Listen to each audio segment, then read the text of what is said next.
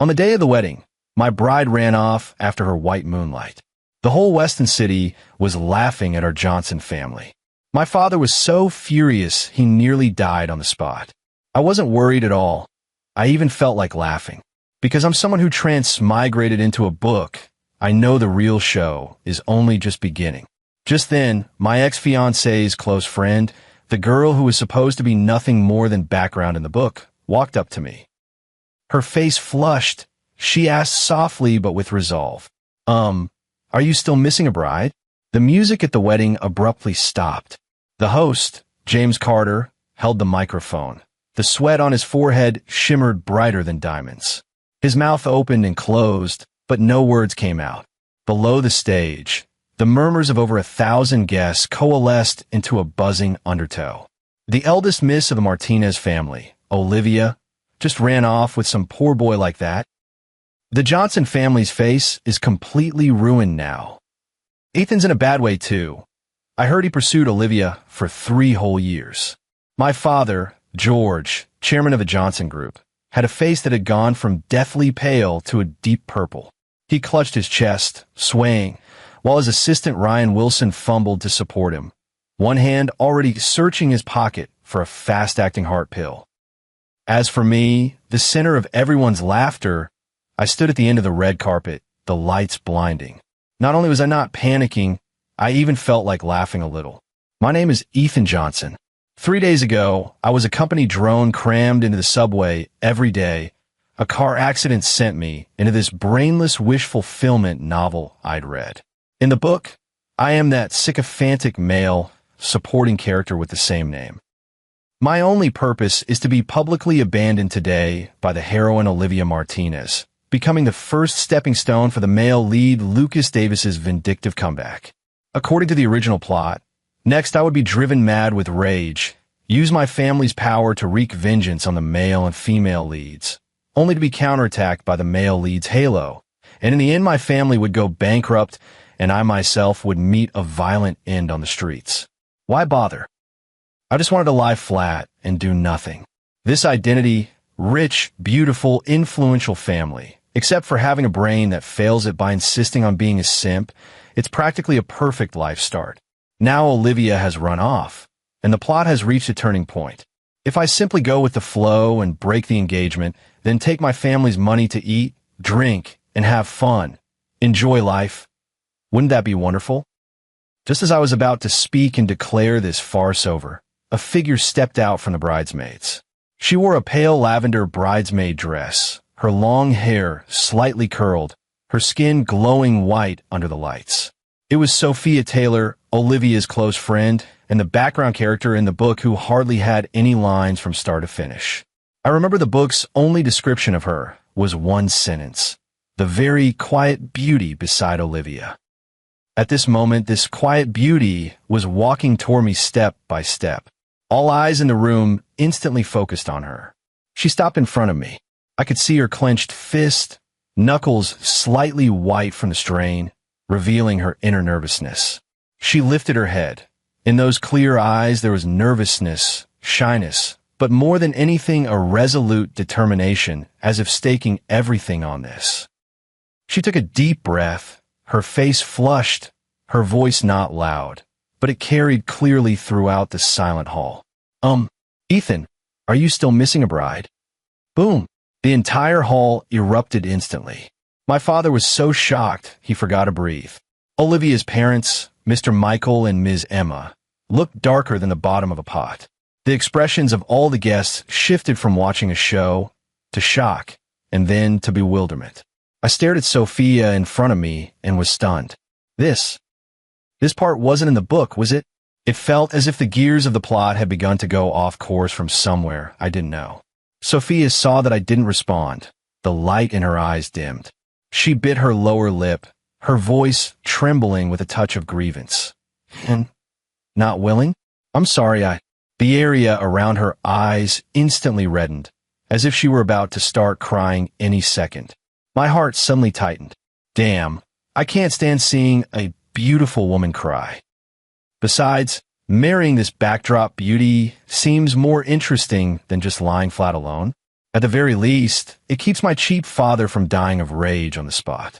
It also lets the Martinez family and the onlookers who came to gawk pick their jaws back up. All right, I smiled faintly and reached out my hand to her. Bride, this way please. Sophia jerked her head up, disbelief written all over her face. I took her slightly cool hand, turned to face the stunned crowd in the audience, picked up the microphone the host had dropped, and spoke in a steady, sonorous voice. Ladies and gentlemen, there was a small mishap.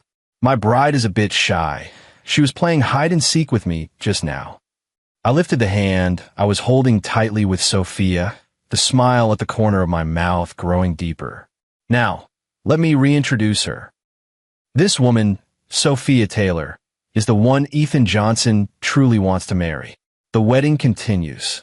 When my voice fell silent, the whole hall went dead quiet. Everyone looked at me as if I were a madman. My father, George, stood with his mouth open, forgetting even to take the emergency heart pills in his hand.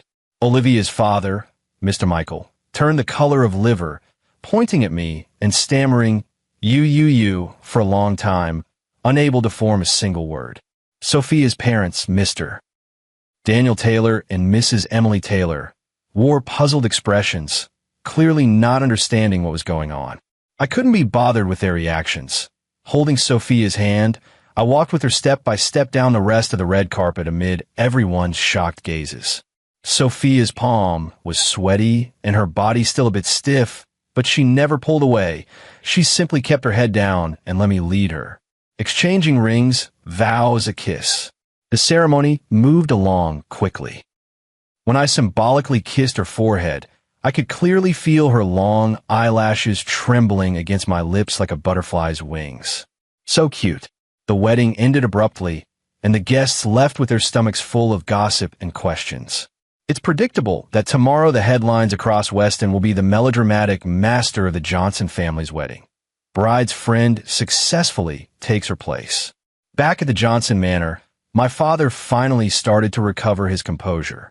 Ethan, get down on your knees, George roared, the feather duster in his hand trembling with barely contained eagerness.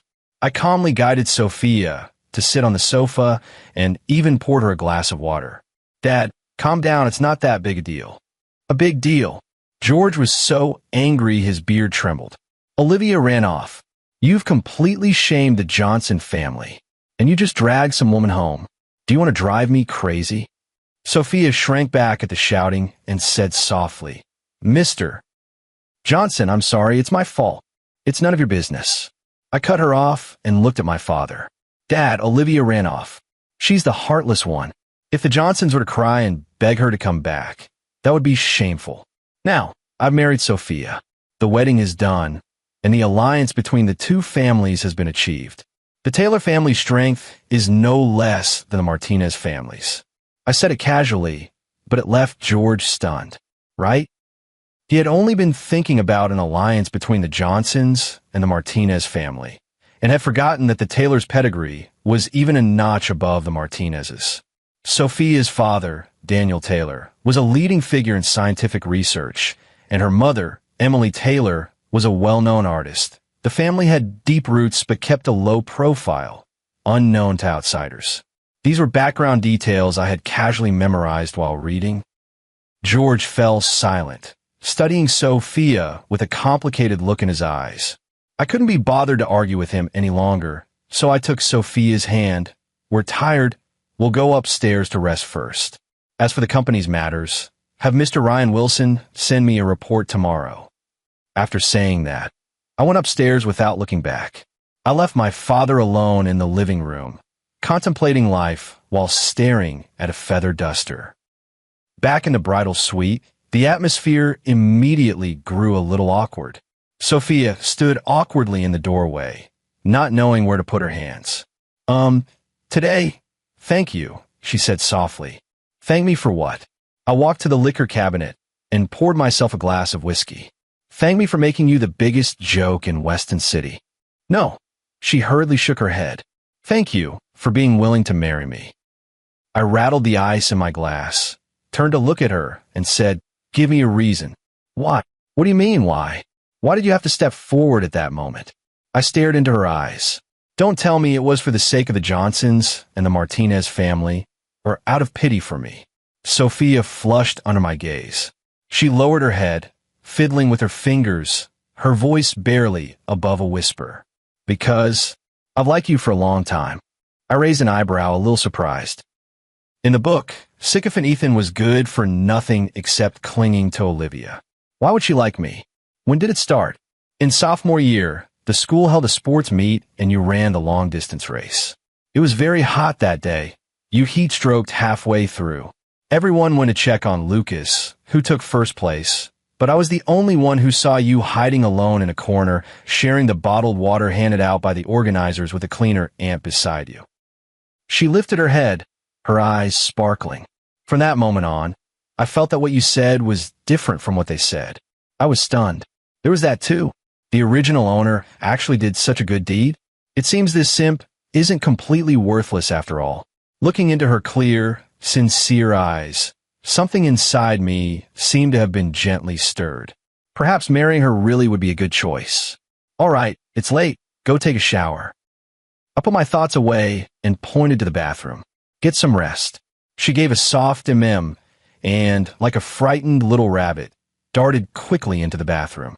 Listening to the sound of rushing water from inside, I went out to the balcony and dialed a number. Hello, Ryan. Sir, are you all right? I heard. I'm fine. I interrupted him. Help me look into this Lucas Davis and that new energy project he's been involved in with Olivia recently.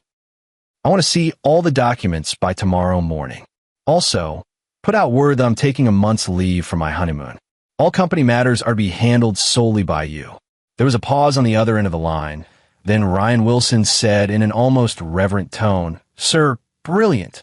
Truly brilliant. This move is called appearing to mend the plank road while secretly crossing the Way River. Don't worry. I'll make sure everything is handled perfectly. I won't let you or MS Taylor's honeymoon be disturbed. Me, I just wanted to lie low. Why do all these subordinates have to be so dramatic?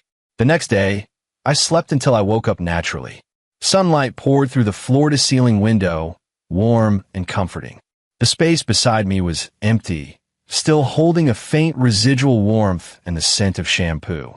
I stretched lazily, feeling completely refreshed. No need to clock in early. No need to watch the boss's face. Days like this are simply divine. I got up leisurely, washed up, and changed into a comfortable set of loungewear. Going downstairs, Sophia was busy in the kitchen, tying on an apron. A delicate breakfast had already been laid out on the table. The toast fried to a golden brown, the fried egg a perfect sunny side up, and a steaming glass of milk on the side. You're awake? She heard the movement, turned and smiled at me, two faint dimples on her cheeks.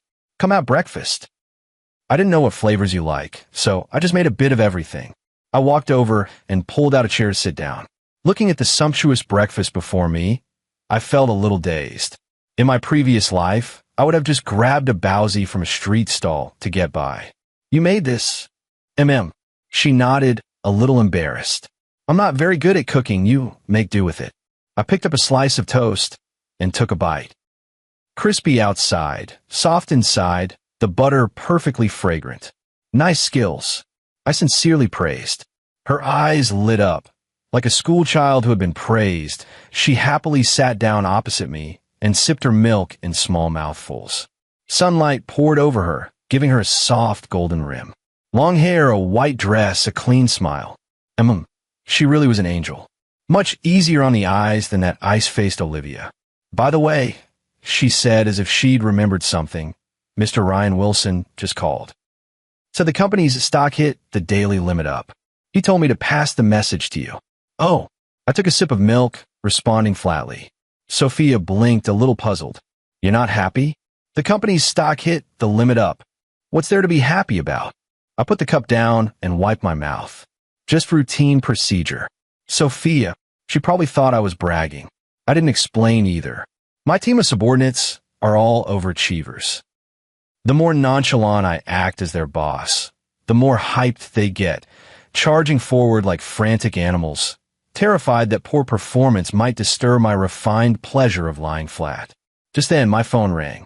2 characters flashed on the screen. Olivia. Oh, speak of the devil, and he appears. I hit speakerphone and casually tossed the phone onto the table. Ethan, what do you mean? As soon as the call connected, Olivia's cold, angry voice came through. What do you mean by that? I asked lazily. Why are you marrying Sophia? Are you getting revenge on me? Trying to humiliate me in this way? I almost laughed out loud. This young lady's self-importance was really something else. Mr. Martinez, oh no, I should say Miss Olivia now. First, we are no longer connected. Second, who I marry is my own choice. Third, please don't use your pitiful logic to speculate about me. I'm not that bored. Sophia looked at me nervously, her small hand clutching the hem of her clothes. I smiled at her reassuringly and gestured for her to continue eating breakfast. Olivia on the other end of the phone was left speechless for a long time, her breathing growing heavy. Ethan, don't get smug. You think marrying Sophia means you've won? You useless man who only knows how to eat, drink, and play. Without our Martinez family, the Johnson group will collapse sooner or later. Then let's see how you'll provide for her. Oh, really? I chuckled lightly. Then you don't need to bother. The news that I didn't get out of bed today could make the company's stock hit the daily limit. Say, if I ever felt like go to work one day, wouldn't it blast off the planet? You're shameless. Thank you for the compliment. Ethan, just you wait. Lucas's project will succeed soon. And when it does, I'll make you kneel and beg me. She hung up with a snap. The world quieted down. I looked at Sophia across from me. She had her eyes wide, mouth slightly open, staring at me in shock. You were so handsome just now, she said softly. Really? I leaned toward her and lowered my voice. Then shouldn't you give me a reward?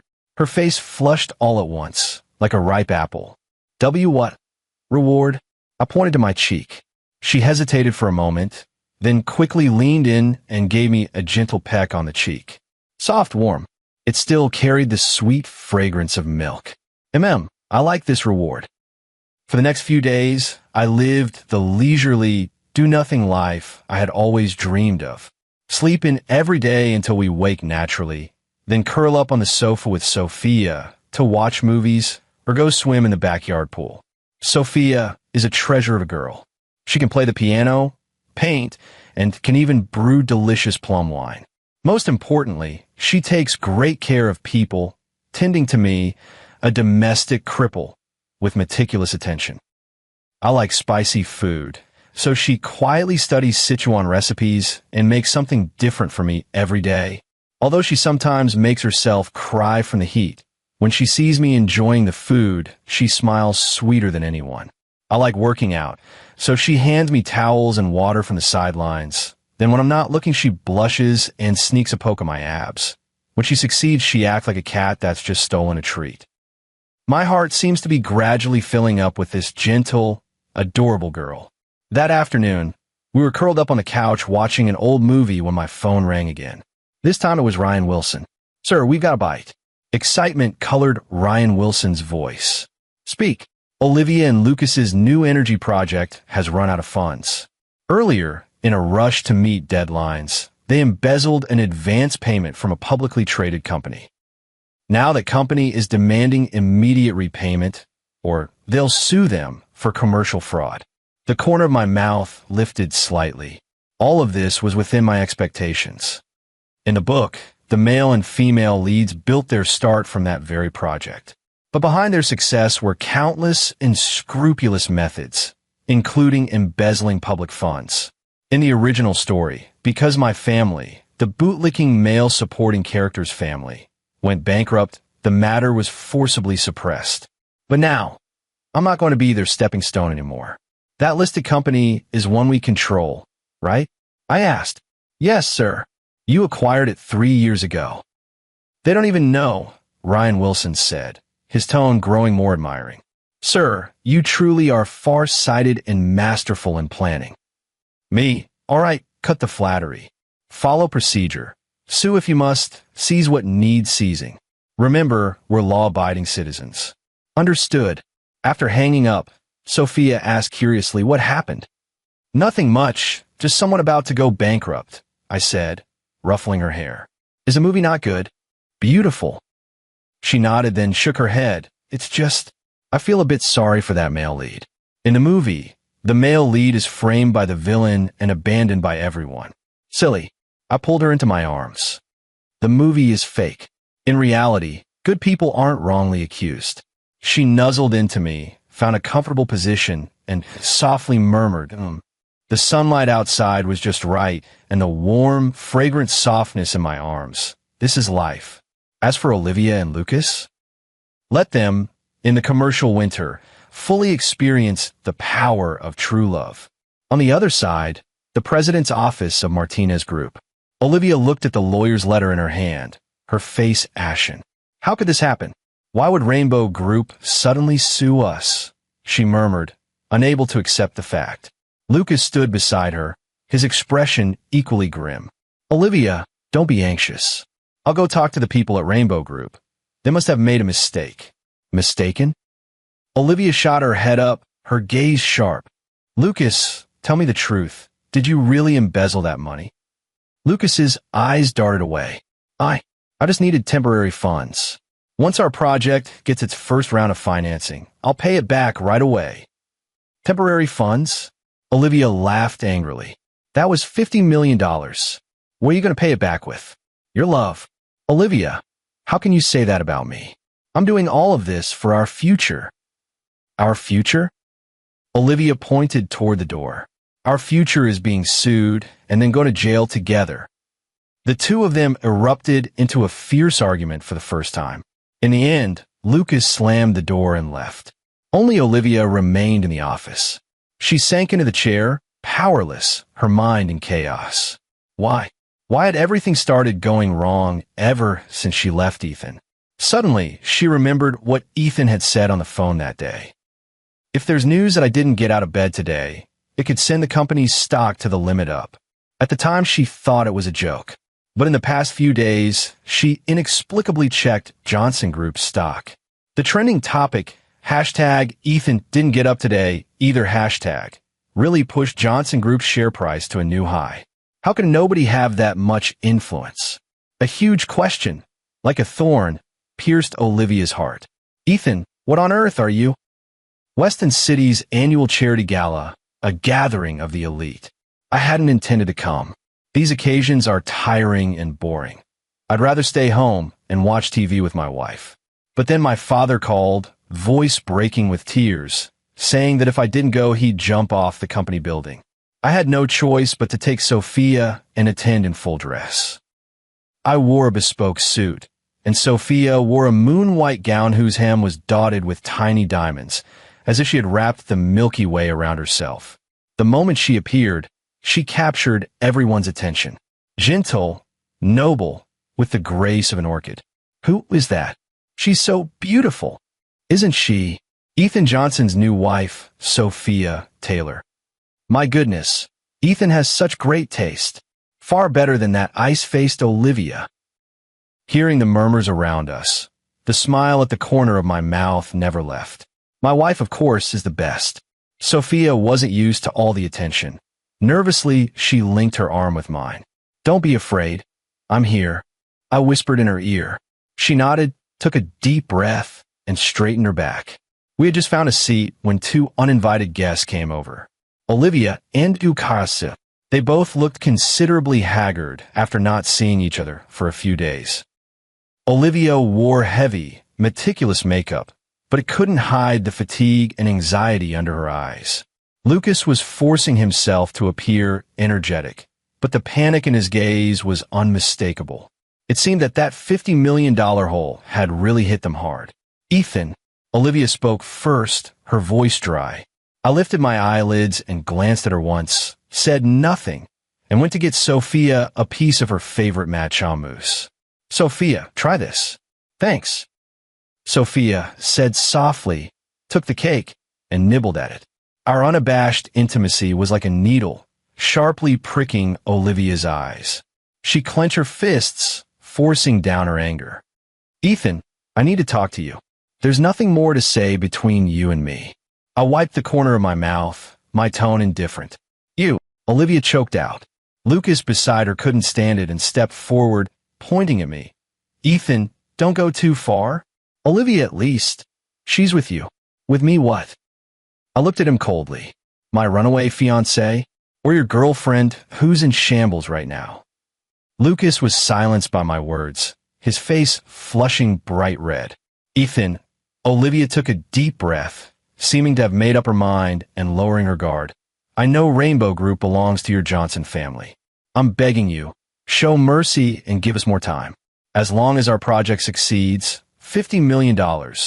We'll repay every cent to you. Oh, begging me already? Even sooner than I expected. I smiled, lifted a glass of champagne, and gave it a little swirl. Miss Olivia, are you mistaken about something? First, in business it's contracts and law that matter, not personal favors. Second, even if we were talking about personal favors, why on earth should I help you? I paused, shifted my gaze to Lucas standing beside her, and the smile on my face deepened. Help you? Then let you take my money and run off into the sunset with your true love? Do I look like such a magnanimous person to you? My words pierced the heart with every syllable. Olivia's face paled inch by inch. Lucas, beside her, was even more mortified and furious, wishing he could crawl into a hole in the ground. The guests around them all perked up, wearing expressions of gossipy excitement. Ethan, Lucas, humiliated and enraged, stepped forward as if to strike. I hadn't moved when a tall figure stepped in front of me. It was my assistant, Marcus Brown. I didn't know when he had arrived. Like a tower of iron, he stood steadfastly to protect me. Mr. Lucas, please compose yourself, Marcus Brown said expressionlessly. What the hell are you? Get out of the way. Lucas roared. Marcus Brown remained motionless, only looking at him coldly. If you take one more step forward, I guarantee you'll receive cease and desist letters from every law firm in Weston City tomorrow. His voice was quiet, but carried an unquestionable sense of pressure. Lucas's arrogance was instantly extinguished. He could afford to look down on Ethan, but he dared not underestimate the Johnson Group's legal department. Olivia was completely stunned as she looked at the scene before her. In her memory, Ethan never had anyone like this by his side. He was always alone, meekly trailing behind her. When did he get such a fiercely loyal and imposing subordinate? She looked at me, the man she had once despised and loathed so deeply. He sat there leisurely, sipping champagne, watching her and Lucas in their embarrassment, his eyes showing no pleasure in revenge, only a kind of indifferent detachment, as if watching two insignificant ants. A panic unlike anything before seized Olivia's heart. It seemed she had never truly known Ethan.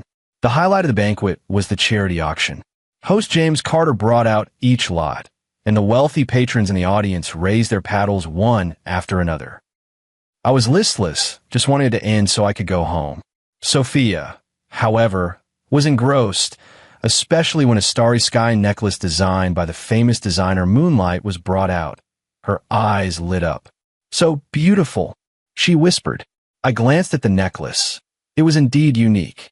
Sapphires of varying sizes and scattered diamonds were set on the platinum chain, sparkling under the lights like a miniature Milky Way.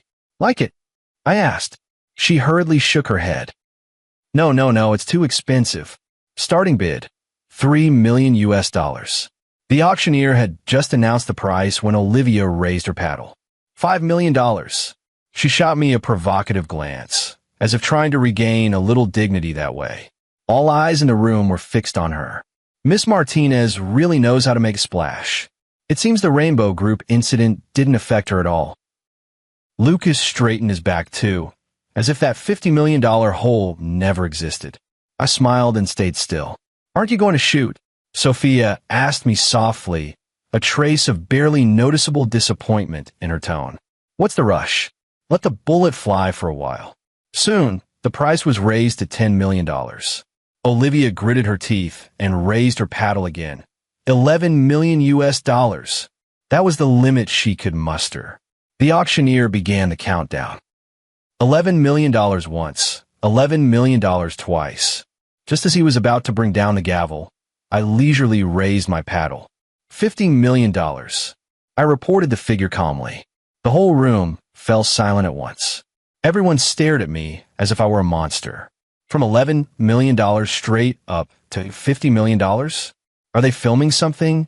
Or just burning money for fun? Olivia's face instantly drained of color. She stared at me hard, her eyes full of humiliation and unwillingness to accept it. The host was stunned too. When he recovered, his voice began to tremble. $50 million. Mr. Johnson bids $50 million. Is there anything higher? Nonsense, of course not. The hammer came down, and the necklace was mine. I swiped my card and, in the spotlight of everyone's attention, walked up the stage and took the delicate velvet box from the hostess's hands. Then I stepped off the stage and walked straight up to Sophia. Amid the shocked, envious, and jealous gazes of everyone, I went down on one knee and opened the box. To you. The dazzling starlight instantly brightened Sophia's stunned little face. I can't accept this. It's too valuable, she stammered. Not expensive. I looked up at her, my gaze gentle.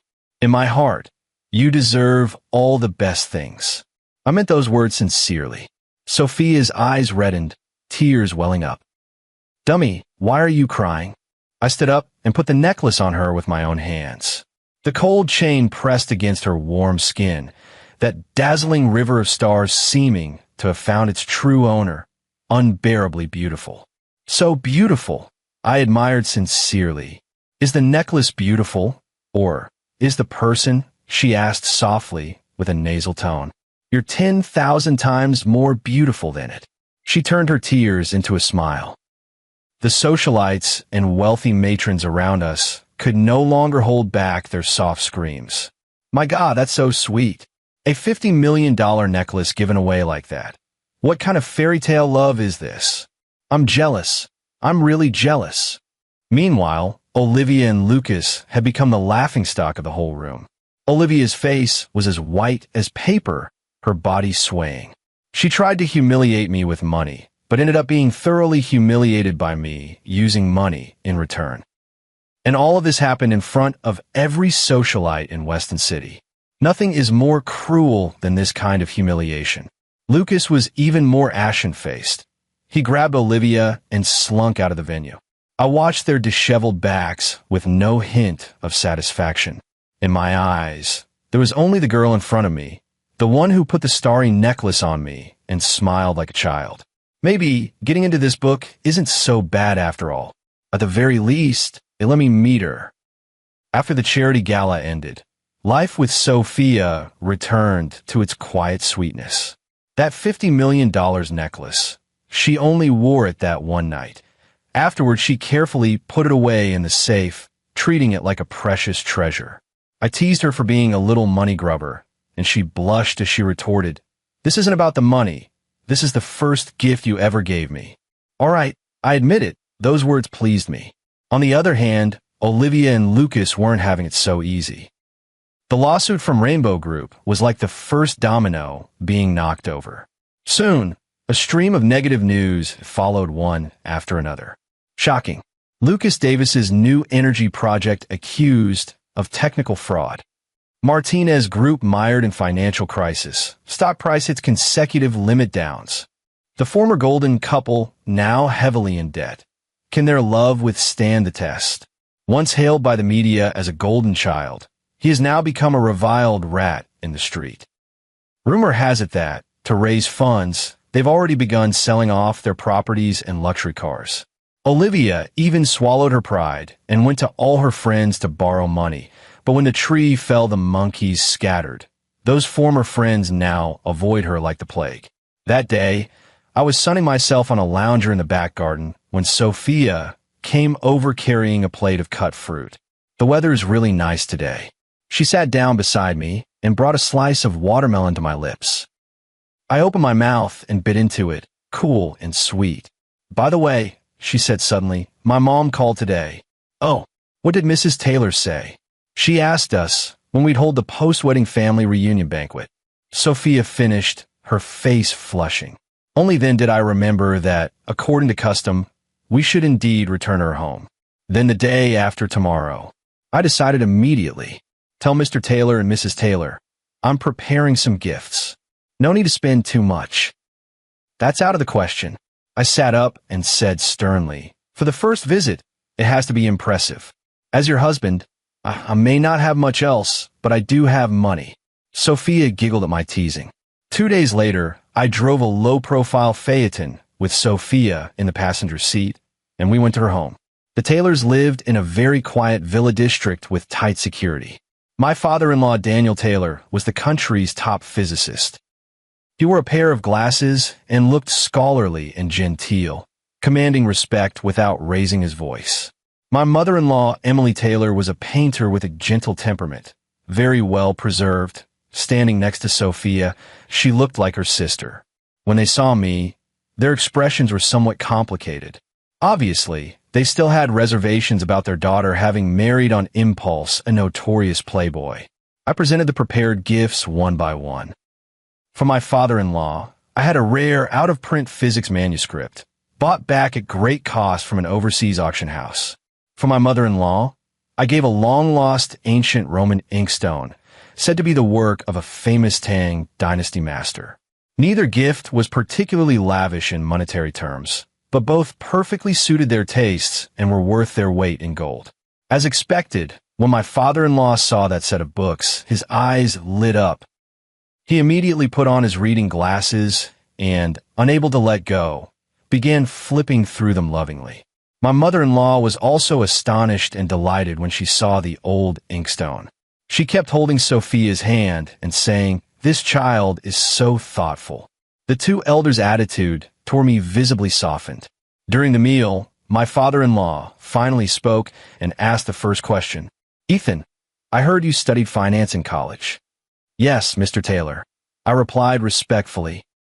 "What do you think about the recent circuit breakers in the U.S. stock market?" Here it comes, the father-in-law's test. I put down my chopsticks, pondered for a moment, and said, "I believe this circuit breaker event, which seems like a black swan, is actually the inevitable outcome of long-accumulated global economic bubbles. In the short term, the market will continue with panic selling, but high-quality tech and healthcare stocks will stage a strong rebound after hitting bottom. Right now is a great time to buy the dip." I spoke confidently, moving from macroeconomic analysis to specific stock picks, clear and logically sound. The expression on Daniel Taylor's face shifted from appraisal to surprise, then to admiration. He nodded repeatedly, finally putting down his chopsticks and exclaiming, "A hero emerges young. Ethan, your insights are deeper than those of the economic advisors in our institute." My mother-in-law couldn't stop smiling. "It's Sophia's good fortune to have found you." Sophia stood to the side, her face full of pride and satisfaction, her eyes sparkling as if to say, "Look, the man I chose is just this outstanding." After the meal, both guests and hosts were delighted. I had successfully reversed the impression I'd made on my father and mother-in-law. On the way home, Sophia leaned on my shoulder and whispered, "Ethan, thank you." "Thank me for what?" "Thank you for letting my parents see how good you are." I smiled, freed one hand, and ruffled her hair. "Dummy, I've always been good. They just didn't know before. Just like many people in this world. They only believe what they are willing to believe and never bother to probe the truth beneath appearances." Not long after returning from the Taylor residence, Ryan Wilson called me again. "Sir, Olivia has come to the company and specifically asked to see you." "I won't see her," I said succinctly. She said, "If you don't see her, she'll jump off the company's rooftop." I frowned. Has this woman made crying, causing a scene, and threatening to hang herself her life creed? "Let her jump," I said coldly. "Tell the legal department to be ready. Sue her for disrupting normal company operations, and while they're at it, claim compensation for the plants that get smashed downstairs." "Sir, you really are becoming colder and colder." Ryan Wilson sighed, "But I like it." I hung up and continued building Lego with Sophia. An hour later, Ryan Wilson called again. "Sir, she didn't jump, just as expected. But She knelt in the company lobby and refused to leave, saying that if she couldn't see you today, she'd kneel here until she died. I tooted, a little annoyed. Have security escort her out. Please don't move, sir. Ryan Wilson's voice was nearly in tears. She's a celebrity now. There are a bunch of reporters waiting outside. If security even touches her, the flashbulbs will go off. If we forcibly drag her out, tomorrow's headline will be Johnson Group violently evicts distressed ex-fiancée. I understood. They were trying to use public opinion to pressure me. A little clever, but not much. Fine, let her come up. Sir, do you really want to see her? What else? Keep her to stand guard in the company lobby. All right. Half an hour later, my doorbell rang. Sophia went to answer the door. Olivia stood at the doorway, her features gaunt. She saw that it was Sophia who had opened the door, froze for a moment. Then a flame of jealousy and malice burst into her eyes. You traitor, Sophia, she screamed. You stole my man, and you still dare to show your face before me. Sophia took a step back at her outburst, her complexion a little pale, but she still mustered the courage to say, Olivia, you gave Ethan up yourself. I didn't steal him. You're talking nonsense. I stood up from the sofa, walked to the door, and shielded Sophia behind me. Say what you need to say and be done with it. Don't act crazy on my doorstep. I looked at Olivia coldly. When Olivia saw me, her expression changed in an instant, filled with complicated emotions, regret, unwillingness, and a trace of pleading. Ethan, she said hoarsely, her eyes red-rimmed. I was wrong. I really was. Please forgive me, will you? Let's start over. She said this and reached to take my hand. I turned aside to avoid it. Miss Olivia, you can eat carelessly, but you can't speak carelessly. My wife is still here. Please have some respect. Wife? Olivia laughed as if she'd heard the biggest joke. Are you kidding me? What love potion did she feed you? Ethan, wake up. She is not worthy of you at all. Only I, Olivia Martinez, deserve to stand by your side. I watched her stubborn, deluded expression and found it a little laughable. Whether you're worthy or not isn't for you to decide, I said calmly. Right now, in my world, there is only my wife, Sophia Taylor. As for you, Miss Olivia, you aren't even worthy to help my wife put on her shoes. Those words, like the sharpest knife, slammed into Olivia's heart. Her face went deathly pale in an instant. Her body swayed, and she could barely stand. What did you say? I said, I enunciated each word, my voice low but like an ice pick. Please take your true love and get out of my sight. Forever. After saying that, I didn't look at her again. I just closed the door. Outside, Olivia's broken sobs and curses came through. I pretended not to hear. Sophia looked at me with concern. Wouldn't this be too cruel? Being merciful to the enemy is being cruel to yourself. I pulled her into my arms and murmured, Remember, from now on, no one is allowed to bully you. I mean it. She nodded vigorously in my arms. Some people, once missed, are lost for a lifetime. And some people, once encountered, are for a lifetime. After sending Olivia away, life seemed to return to peace. But I knew it wasn't over. A person driven to desperation is capable of anything. Sure enough, a few days later, a shocking scandal exploded online. A post titled, Exposing the Truth of the Elite. The Revenge of the Simp and the Fall of the Pure Goddess went viral across major foreign social media platforms. In the post, the anonymous author used tearful, blood-stained words to tell a deeply moving love story.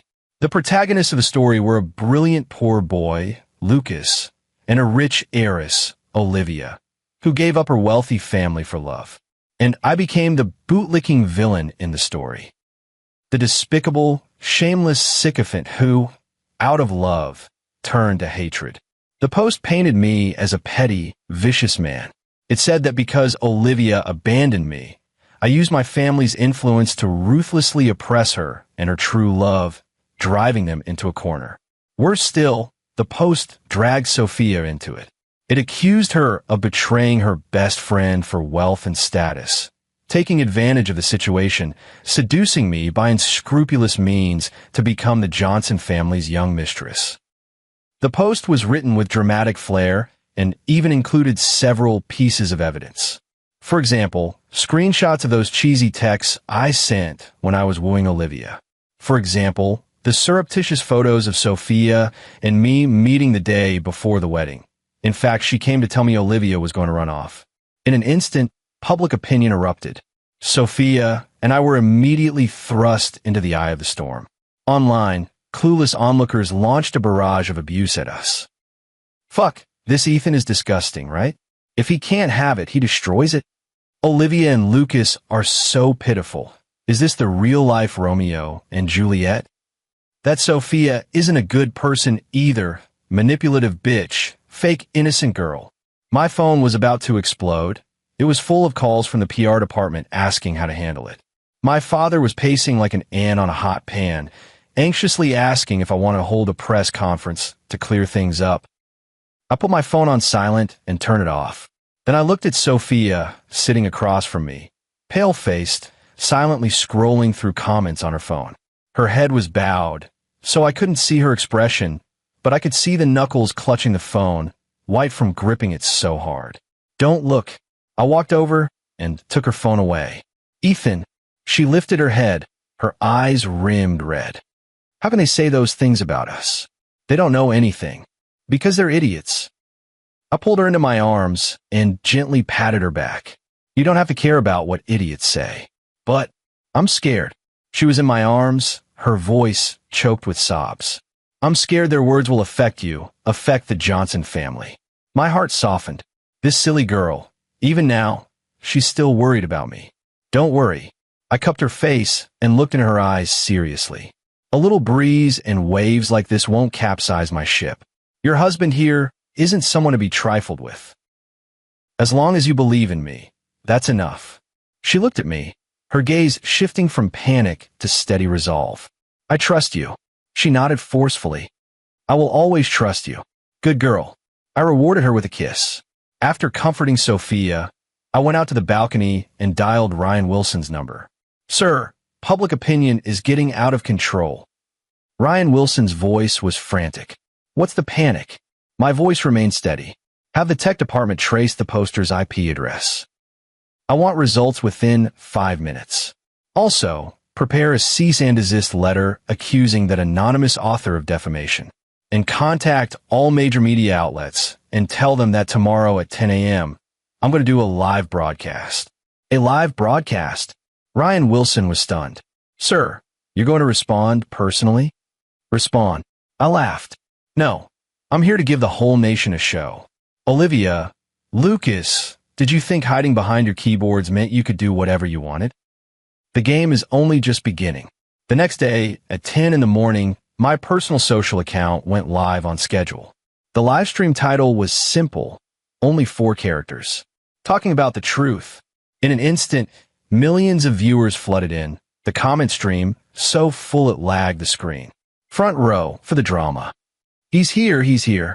Let's see how this scumbag plans to whitewash himself. Where's the scheming woman Sophia? Why doesn't she dare to come out? I sat in the study chair, a whole wall of books behind me. I didn't look at the live comments. I just smiled faintly at the camera. Hello everyone, I'm Ethan Johnson. I know you all came today to hear my explanation. But before I explain, I'd like to show you a video. After saying that, I snapped my fingers. The live stream switched and a high-definition surveillance video began to play. The video was filmed at a cafe. The protagonists in the video are Olivia and Lucas. The time was the day before that expose post was published. In the video, Olivia slides a bank card across to Lucas. There's $500,000 in here.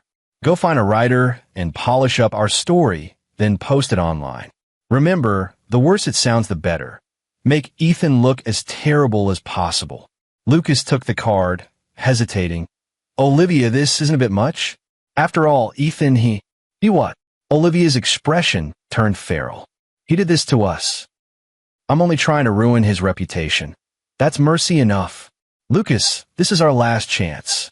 As long as we can take Ethan down and win public opinion, we can turn things around. In the end, Lucas was persuaded. He nodded and put the bank card away. The video finished playing, and for a moment the live stream room fell completely silent. Then the barrage of comments erupted. Holy shit, a twist. So that post was written by them, self-orchestrated and staged. My God, Olivia's expression is so terrifying. Is this still that pure, rich heiress? I take back what I said about Ethan yesterday. I'm the idiot. I watched the barrage of comments scroll by, and the smile at the corner of my mouth grew wider. Everyone, the video is over. I reappeared in front of the camera. Now, I'll answer the questions you care about most. First, did I take revenge on Olivia and Lucas because I was abandoned? The answer is no. Rainbow Group sued them because they embezzled $50 million of public funds. That's corporate fraud, a crime. I'm just a law-abiding good citizen who did what I had to do. Second, regarding my wife, Sophia Taylor. That post saying she betrayed her best friend and used tricks to seduce me is utter nonsense. In fact, on our wedding day, it was she who gave me the only dignity I had when the whole world was laughing at me. It was her who, when I was at my lowest, chose me without hesitation. Such a kind, brave girl, yet you attacked her with the most vicious words. I want to ask those who cursed her, doesn't your heart ache? My voice wasn't loud, but it was firm. The live chat's comments had completely changed direction. Sorry, Mr. Johnson, I was wrong. Sophia, I'm sorry. We were all deceived. Olivia and Lucas, get out of Weston City. Frauds. Finally, I picked up a document from the table and held it up to the camera. This is the lawsuit I commissioned my lawyer to file against the author of that post and all the promotional accounts involved in spreading the rumors. The internet is not above the law. Everyone who types on a keyboard must be responsible for their words and actions. That's all I have to say. Thank you, everyone. I ended the live stream. The world grew quiet. I turned and saw Sophia standing at the study door, her eyes red from crying as she looked at me. I opened my arms to her. She threw herself into my embrace, holding me tightly, and cried. But this time, they were tears of joy. All right, it's all over now. I gently patted her back. Ethan, you're so kind. She murmured in my arms. Only now realizing it. Outside the window, the sun was bright. I knew it. This farce was finally drawing to a close. And the story between her and me was only just beginning. My live stream exploded like a blockbuster bomb across Weston City. Olivia and Lucas became utterly despised. Their self-directed, self-acted sob story turned into the biggest joke on the entire internet. Martinez Group's stock plunged dramatically and soon received a delisting warning from the exchange. Lucas was formally investigated by the police for business fraud and forging technical documents. It said that on the day he was taken away, he was still shouting, "Olivia ordered me to do it. She made me do it." Their once envied fairy tale romance finally ended in the most disgraceful way, with them tearing each other apart. Olivia had the worst fate. She not only had to face the company's bankruptcy and massive debts, but also the pressure from the Taylor family. Although Daniel and his wife are intellectuals, that doesn't mean they don't have tempers. Their beloved daughter was slandered like this. How could they possibly let it go? The Taylors used their connections and relationships to launch an all-out dimensionality reduction strike against the Martinez family on legal and business fronts. Only then did Olivia realize what kind of gargantuan force stood behind the quiet, always underestimated friend she had never dared provoke. She completely broke down. That afternoon, I received an unexpected phone call. It was Olivia's father, Mr. Michael. On the line, his aged voice was full of exhaustion and pleading. "Ethan, my nephew, Mr. Johnson. I beg you, spare the Martinez family, spare Olivia. She already knows she was wrong." "Mr. Martinez, you have the wrong person," I said evenly. "I never intended to target anyone. All of this is her own doing. I know it was her fault." Mr. Michael's voice was choked with tears. "If you'll show mercy, I'm willing to transfer all the remaining shares of the Martinez Group to you for free. Just please give Olivia a way out." I was silent for a moment. "Mr. Martinez, do you know?" On the wedding day, my father was nearly driven to death by the shock. In your eyes, am I, Ethan Johnson, the face of the Johnson family, worth nothing at all? Now that your daughter has nowhere to turn, you come begging me to give her a way out? Why should I? I asked the 3 questions in a row, leaving Mr. Michael on the other end of the phone speechless. Finally, I coldly hung up the phone. I am not a saint. Those who have hurt my family and loved ones, why on earth should I forgive them?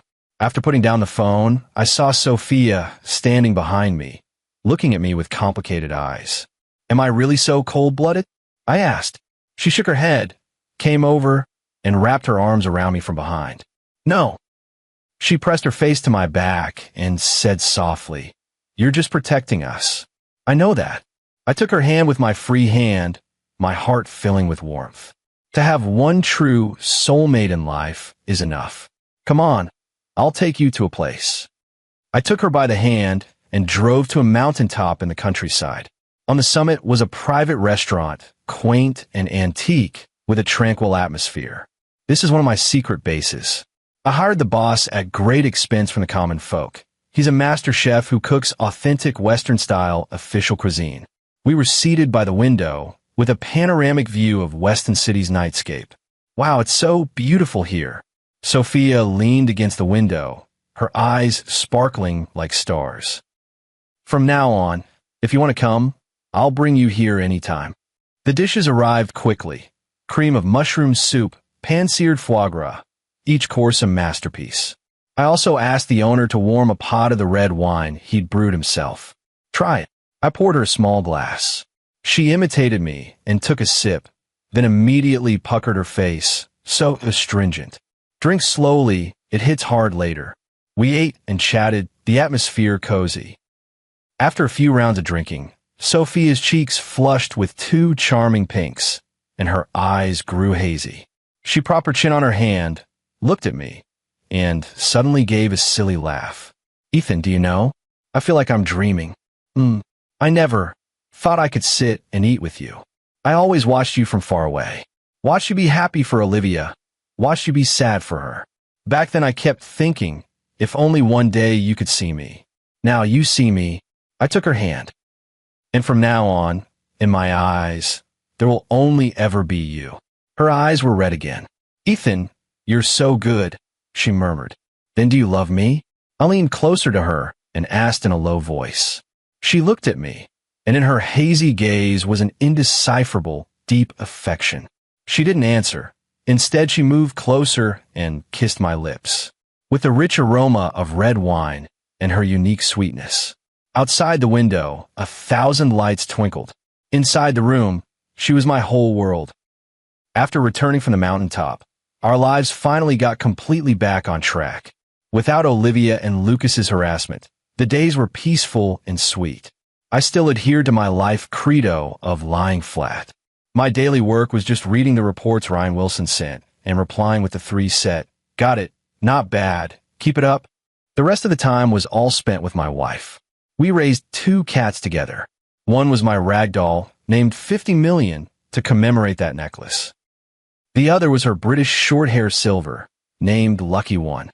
The 2 cats were just as clingy as their owners. 50 Million was aloof, but he would always, after Lucky One fell asleep, secretly tuck her into his arms.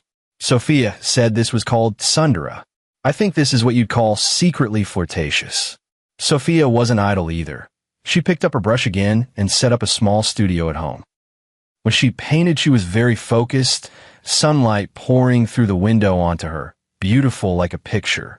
My favorite thing to do was move a chair, sit beside her, and quietly watch her paint. Clearly, it was going to take the whole afternoon. That day, she was painting a sunflower. I watched for a while, then suddenly said, "Sophia, let's go on a trip." "A trip?" She put down her brush, a little surprised. I nodded. "Let's go somewhere, just the 2 of us." Her eyes lit up. "Great. Where?" I thought for a moment. "Wherever you want to go, we'll go." She propped her chin on her hand and began to think seriously. "I want to see the sea," she said. "The kind that's so blue, you can't see the end of it." "Okay, then let's go see the sea." I immediately had Ryan Wilson book 2 plane tickets to the Caribbean and chartered an entire little island. Before we left, my father called me again. "You brat, going out to play again? Did the company fire you?" "Dad, the company still has Ryan Wilson and the others, it's fine." I said lazily, "I'm going on my honeymoon, accompanying my wife, it's important." "You?" My father bristled. Fine, fine. Your wife really is a good girl. Treat her well. By the way, you two, hurry up. I'm still waiting to hold a grandson." After saying that, he slammed the phone down. I looked at my phone, torn between laughter and tears. Have a grandson? That depends on fate. On the private jet flying to the Caribbean, Sophia was as excited as a child, sometimes gazing out at the clouds, sometimes pulling me into selfies. "Ethan, look, doesn't that cloud look like cotton candy?" "Yes." "Ethan, let's take a picture." "Okay." Seeing her radiant smile, my heart melted. So this is what it feels like to fall in love. You find yourself unconsciously wanting to make her happy, wanting to give her all the best things in the world.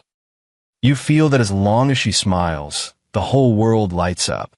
When we arrived in the Caribbean, we checked into an overwater villa. Pushing open the door, there was an endless expanse of blue sea and sky. Sophia gave a cheer, kicked off her shoes, and ran barefoot on the beach, her skirt flying like a happy butterfly. I stood behind her, watching her back, a smile unconsciously curving my lips. In the days that followed, we seemed to have left the world behind and were living like immortals. During the day, we went out snorkeling together, watching the colorful coral and tropical fish. At dusk, we walked hand in hand on the beach, watching the magnificent sunset paint the sky a brilliant orange red. At night, we lay on the sand, looking up at the star-filled sky. "Ethan," she leaned against me and pointed at the sky, "look, isn't that the cow herd and the weaver maid?" "Yes." "You think they only get to see each other once a year? Wouldn't that be hard?" "I guess so." "Then we're really lucky." She turned her head, eyes sparkling as she looked at me. We could be together every day. I lowered my head and kissed her lips. The sea breeze gently brushed, waves rolling in surges. This moment, that was eternity. After spending half a month in the Caribbean, we returned to Weston City, still yearning for more. Just off the plane, Ryan Wilson was waiting at the airport. "Sir, Ms. Taylor, welcome back." He respectfully took our luggage. "Is everything okay at the company?" I asked casually. "Everything's normal," Ryan Wilson reported, "except the Martinez family has completely gone bankrupt. Olivia is missing. Some say she had a breakdown and was sent to a sanitarium." I paused for a moment, then quickly recovered. Got it. I had long anticipated this outcome. A proud heart, a fragile fate. Olivia's tragedy was sealed the moment she made her choice. Back home, the two cat masters immediately pounced on us and rubbed against us fiercely. Sophia cradled the lucky one, her eyes smiling in crescent shapes. "Home is still best," she said. I wholeheartedly agreed. A golden nest or a silver one is not as good as one's own doghouse. Besides, in this little nest, there's also the person I love most. After 2 days of rest, life returned to its previous rhythm. I took it easy. Sophia painted, we stroked the cat together, watched movies, and cooked. Plain but warm. That afternoon, while painting, Sophia suddenly felt a bit nauseous and gagged a few times. I was startled and quickly steadied her. "What's wrong? Are you feeling unwell?" "It's nothing." She waved her hand, her face a bit pale. "Just a little nauseous. Maybe I ate something bad yesterday." I still wasn't reassured and immediately decided to take her to the hospital for a checkup. At the hospital, we registered, queued, and went through a series of examinations. While waiting for the results, I was even more nervous than Sophia, my palms sweating. Finally, a doctor came over holding the report. "Which one is Mr. Ethan Johnson?" "It's me." I stood up immediately. The doctor looked at us and smiled. "Congratulations to both of you. Ms. Taylor is pregnant, already 6 weeks along." Boom! My mind went completely blank in an instant. Pregnant? I'm going to be a dad? I stood there stunned, not reacting for a long time. Sophia was stunned too. She instinctively touched her lower abdomen, her eyes full of disbelief. Doctor, you must be mistaken, she asked, her voice trembling. Not at all, the doctor said with a smile. The ultrasound shows the gestational sac is developing well.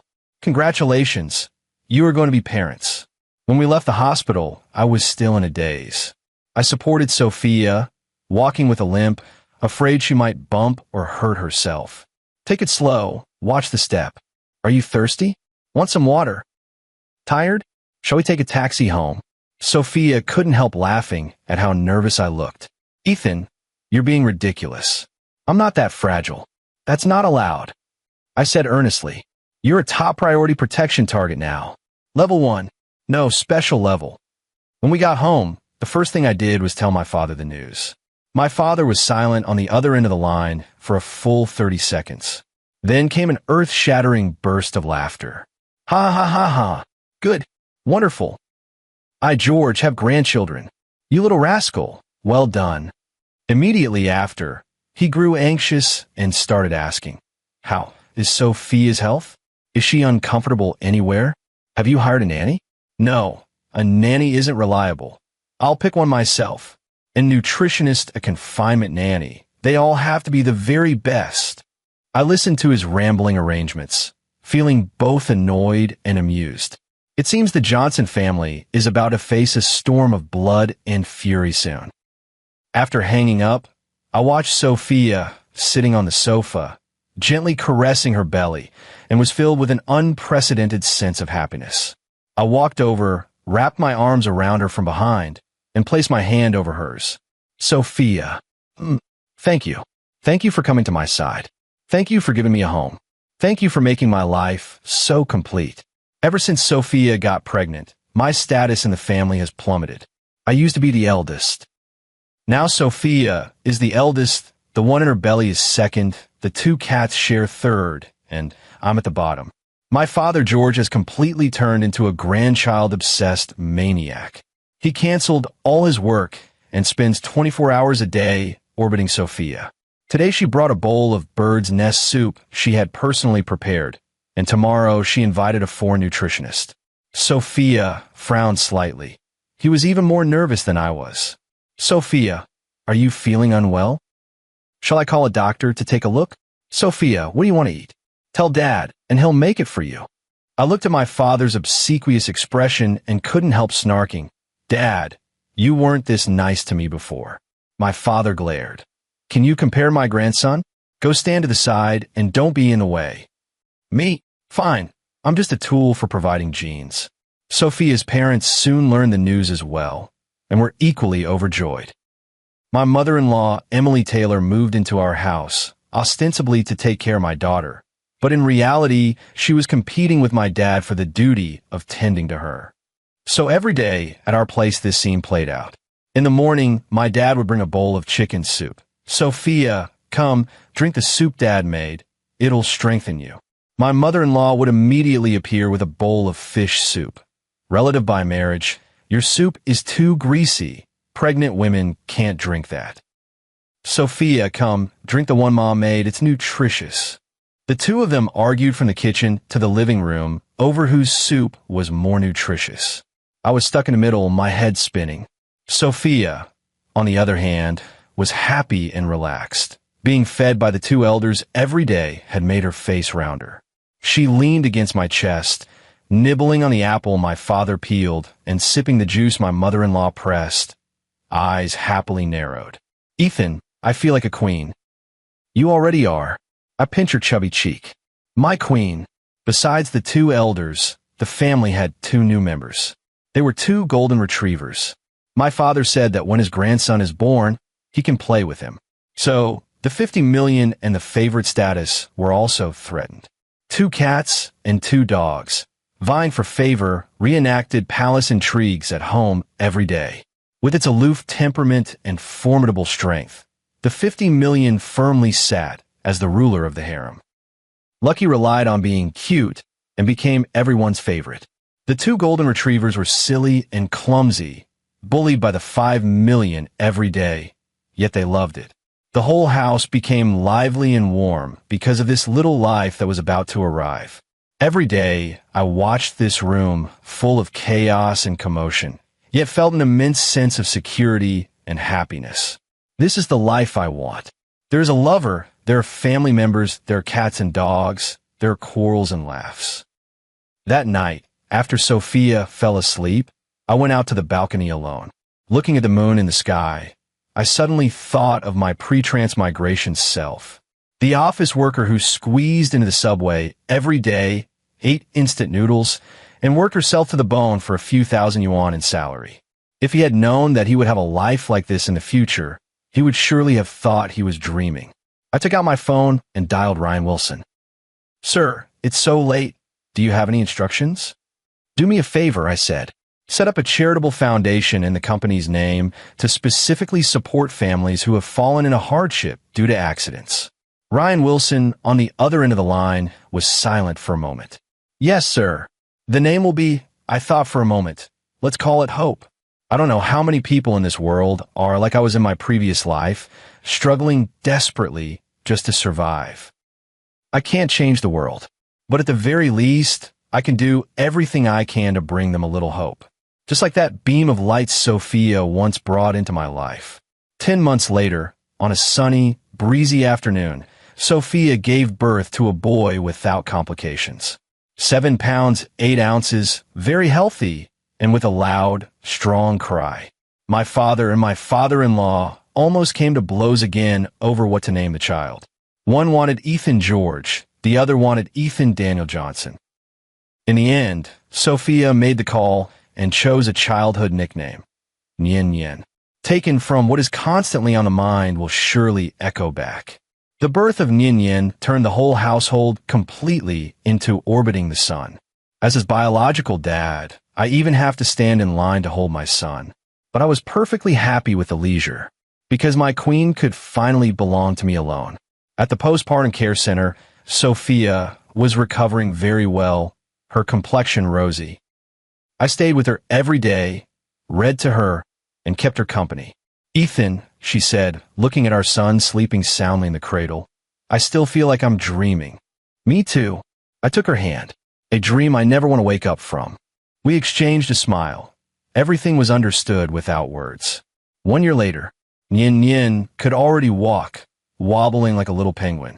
He inherited all of the best qualities from me and Sophia, exquisitely formed and adored by everyone. He also became the bona fide little tyrant of the Johnsons and the Taylors. It was the weekend, and the sun was just right. We had a picnic on the lawn of the villa. My dad and my father-in-law were not far away, arguing endlessly about who would play Ludo with the grandson. My mother-in-law was taking photos of Nyen Nyen, constantly calling out, "Baby, look here." 2 golden retrievers were chasing and romping on the grass. 50 million and Lucky curled up coolly on the picnic blanket, basking in the sunshine.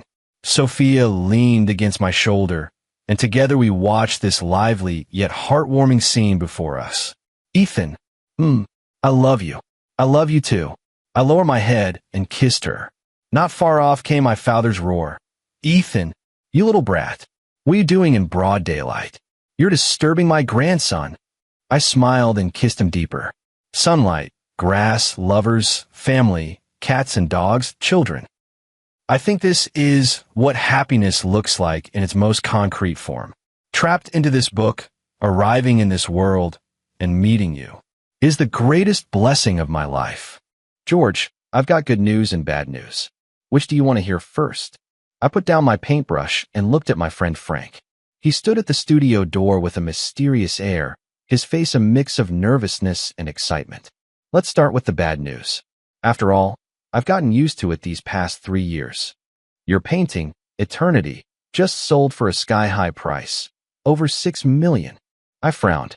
"How is that bad news?" Frank chuckled. "Because it's actually part of the good news. The bad news is, buddy, you might need to see a psychiatrist." "What do you mean?" "A woman who looks exactly like Mary showed up at your art exhibition. I almost thought I was seeing a ghost." The paintbrush slipped from my hand and fell to the floor, splattering paint across the unfinished canvas. "Mary, my late wife, died 3 years ago after accidentally falling off a cliff. I watched with my own eyes as her body was pulled from the water. In that moment, My world completely collapsed. Stop joking around, Frank. Why would I lie to you? She even left this. Frank handed me a note with an address and a time written on it. My hand trembled slightly. The handwriting was exactly the same as Mary's. That night, I waited until midnight at the designated cafe. Just as I was about to leave, a familiar figure appeared at the door. Mary? No, it couldn't be her. But every gesture of that woman, from the tips of her hair to her fingertips, was a shadow of Mary. George, it's been a long time. She sat across from me, and the familiar voice nearly made my heart stop. Who are you? I struggled to remain calm. I'm Mary, your wife. She smiled and reached out her hand. There was a scar on her palm, the mark Mary got when she accidentally cut herself on glass at 15. Impossible. Mary is already dead. She laughed softly. That was just an accident. I fell off the cliff and was saved by a reclusive old doctor. I lost my memory from the injuries and only recently remembered everything. As she spoke, tears began to fall with an expression I knew all too well, the look Mary wore whenever she felt wronged. I know it's hard to believe, but I really am Mary. I couldn't believe my eyes. The shade of lipstick Mary loved most, the faint little mole beneath her left ear, the unconscious habit of rubbing her ring while speaking. Everything was so familiar. Are you really Mary? She nodded and took a small box out of her bag. This is the proof. Inside the box was the first piece of jewelry Mary ever designed. A sapphire ring, the only one of its kind, never mass-produced. I brought it with me that day because I wanted to surprise you. I suddenly stood up and pulled her into my arms. 3 years of longing surged over me like a tide. I held her tightly, afraid that if I let go, she would disappear again. On the way home, she told me about her experiences over the past 3 years. She was rescued by an old doctor in the mountains, lost her memory due to a severe head injury, and lived in a remote mountain village for more than 2 years. It wasn't until she happened to see a poster for my art exhibition that her memory gradually returned. The next day, I took her to see Frank. Oh my God, it really is you, Mary. Frank stared in astonishment, eyes wide. Frank, it's been a long time. She greeted him with a smile, exactly as I remembered. Frank pulled me aside and whispered, Man, this is unbelievable, but I really believe it's her. Who else but Mary could call me by my childhood nickname so accurately? That was something only the two of you knew. A week later, Mary officially returned. We held a small welcome party for her. Her mother was so overwhelmed that she fainted, and when she woke up, she clung to her daughter and refused to let go. But that night, I noticed the first sign that something was off. Mary never ate mangoes because she was severely allergic. Yet the returned Mary absent-mindedly tasted a mango dessert and was perfectly fine. Aren't you allergic to mangoes? I asked. She paused for a moment, then quickly laughed and said, Oh, that old Chinese doctor cured my allergy. He's really amazing. I nodded, but in my heart, I marked the first question mark. Is this really my wife? A month passed quickly, and Mary blended perfectly into our lives. She knew the location of every item in the house, remembered our shared memories, and could even accurately name friends we hadn't contacted in years. But those subtle feelings of discord kept growing. For example, the real Mary liked to listen to classical music, especially Debussy, while designing jewelry. But she would always unconsciously hum along to pop songs. Mary always habitually used her left hand to hold chopsticks, even though she knew it was wrong. She just couldn't change. But she was a standard right-handed user. The most obvious difference appeared that night when I accidentally caught her smoking in the bedroom. The real Mary hated the smell of smoke. Even when I came home from social events with a faint scent of cigarettes, she would frown. When did you start smoking? I stood at the doorway, my voice soft. She was clearly startled, hastily snuffing out the cigarette. This is a herbal cigarette for treating insomnia, prescribed by an old Chinese doctor. I nodded, not pressing further, but the doubts in my heart only grew deeper. The next day, I went to find Frank. Help me check if, in the past 3 years, plastic surgery technology has advanced enough to achieve this level. Frank's eyes widened. You mean, she's not Mary? I'm not sure, but there are always some things that don't add up. 2 days later, Frank brought news. High-end plastic surgery can make faces look similar, but it can't replicate the exact placement of scars or moles. And there's a limit to how well someone can imitate a voice. What if it was a twin? Frank shook his head. Mary is an only child, We all know that. I decided not to show my feelings for now and to keep observing. A week later, Mary's mother came to my house with astonishing news. "George, Mary is going to have a baby," my mother-in-law told me excitedly. I stood there stunned. Before we got married, Mary had been diagnosed with uterine hypoplasia. The doctor had made it clear she could never get pregnant. This was our shared secret. Not even my mother-in-law knew. How do you know that?" I managed to ask. "Mary told me this morning. She said she already had a checkup. It's been 2 months." My mother-in-law happily grabbed my hand. "It's a blessing from above. Mary survived death, and now she can bring us new life." My heart sank to the bottom. This absolutely could not be Mary. That night, I dug out the hospital's diagnosis certificate in my study, which clearly stated the condition of Mary's uterus. But when I wanted to talk to Mary about it, I found her in the bedroom, excitedly discussing the decoration of the nursery with my mother-in-law. "Mary, could you come here for a moment?" I called her calmly. She followed me into the study, still wearing a blissful smile on her face. "Did you forget about this?" I handed her the diagnosis certificate. She took it and glanced at it, her face instantly turning pale. "George, I can explain." "Explain what?" "Explain that you're not Mary at all." Mother-in-law heard the commotion and walked in. "What's going on with you two?" "Mom, take a look at this." I handed her the proof. My mother-in-law read it, then looked at Mary in astonishment. "What's going on?" "Mary, you can't have children." "Of course she can," I sneered, "because she's not Mary at all." My mother-in-law's face changed dramatically. "What nonsense are you talking about?" "I can explain." She hurriedly grabbed my mother-in-law's hand. "That old Chinese doctor not only saved my life, but also cured my uterine problem. It's a miracle, truly." My mother-in-law looked at me, then at her, hesitating. "George, you're being too paranoid." My mother-in-law finally took her daughter's side. "Mary has come back with great difficulty. You should cherish her, not doubt her." "Yes, George, I know this is hard to accept, but miracles do happen." Tears welled up in her eyes. "Haven't we always wanted a child? Now we can finally have our own baby." I looked at her face, identical to Mary's, yet I became more certain in my heart. This woman was not my wife. "All right, I believe you." I smiled, deciding to go along with their story for now. Let's wait together for this miracle to happen. That night, I secretly contacted a private detective. My mother-in-law gladly accepted her daughter's explanation, even suggesting she move in with us to take care of Mary during her pregnancy. Outwardly, I agreed, but inside I grew even more wary. This was no coincidence. There had to be some kind of plot. "Mom, haven't you always lived in Haicheng? Won't it be hard to get used to living here?" I probed cautiously. "For my grandson, I'm willing to endure any inconvenience," my mother-in-law said firmly. I noticed a fleeting unnatural expression on Mary's face. Could the truth be connected to my mother-in-law? On the 3rd day after my mother-in-law moved in, I discovered more suspicious details. For example, the real Mary never drank coffee, but she and my mother-in-law often enjoyed it together. Also, Mary's favorite movie was Roman Holiday, but she claimed to prefer Titanic.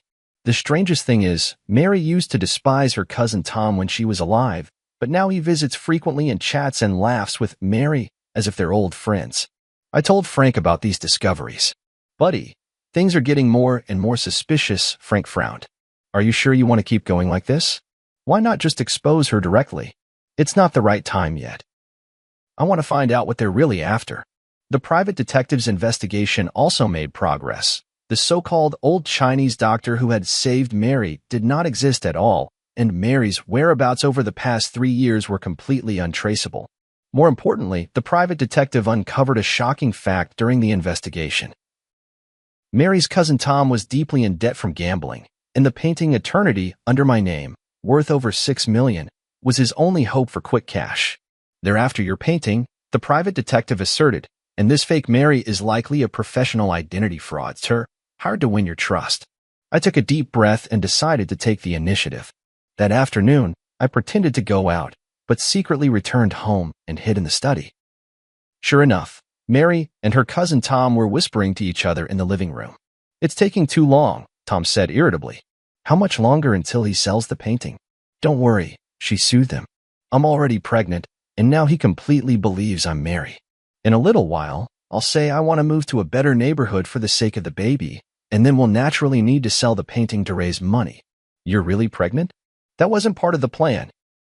It was an accident, but it works to our advantage. George wants a child so badly. Does Annie know the truth? She only knows we're trying to scam money, not the specific plan.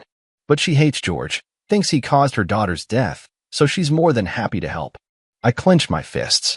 So my mother-in-law had always believed that Mary's accident was somehow my fault. In fact, we did argue over something trivial that day, and Mary stormed out in anger. I didn't try to stop her. But I never imagined it would be the last time I'd see her. You don't actually have feelings for George, do you? Tom suddenly asked. She was silent for a moment. It's just part of the job. Besides, I owe you, and I won't go back on my word. Good then. Don't forget how we're splitting the money once we get it. Their conversation confirmed my suspicions. This was all an elaborate scheme, with my eternity as the target.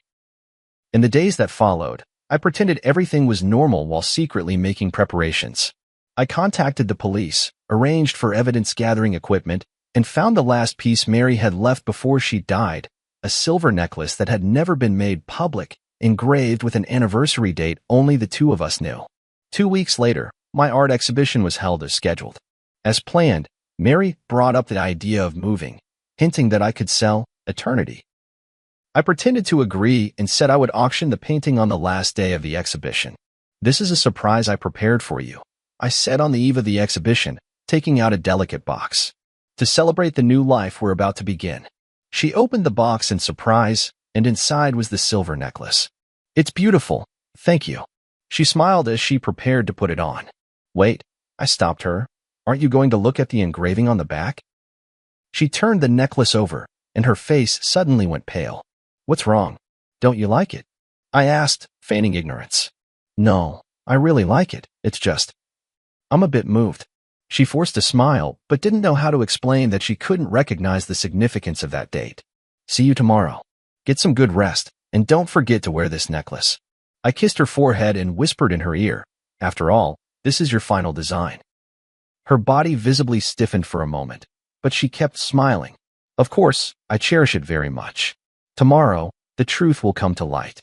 On the day of the exhibition, the place was packed with people. My painting, Eternity, was displayed in the most prominent spot, right next to the last batch of jewelry designs Mary had created before her death. Mary held my arm, flawlessly playing the role of my wife as always. She had even gone out of her way to wear Mary's favorite white dress and the silver necklace I had given her last night. My mother-in-law and Tom were there too. The three of them exchanged glances from time to time, clearly waiting for the perfect moment. Frank appeared as planned, pretending to be extremely interested in Eternity and asking me about the auction details. The auction will begin promptly at 4 in the afternoon, I replied with a smile. This painting means a great deal to me, and I hope it finds someone who truly appreciates it.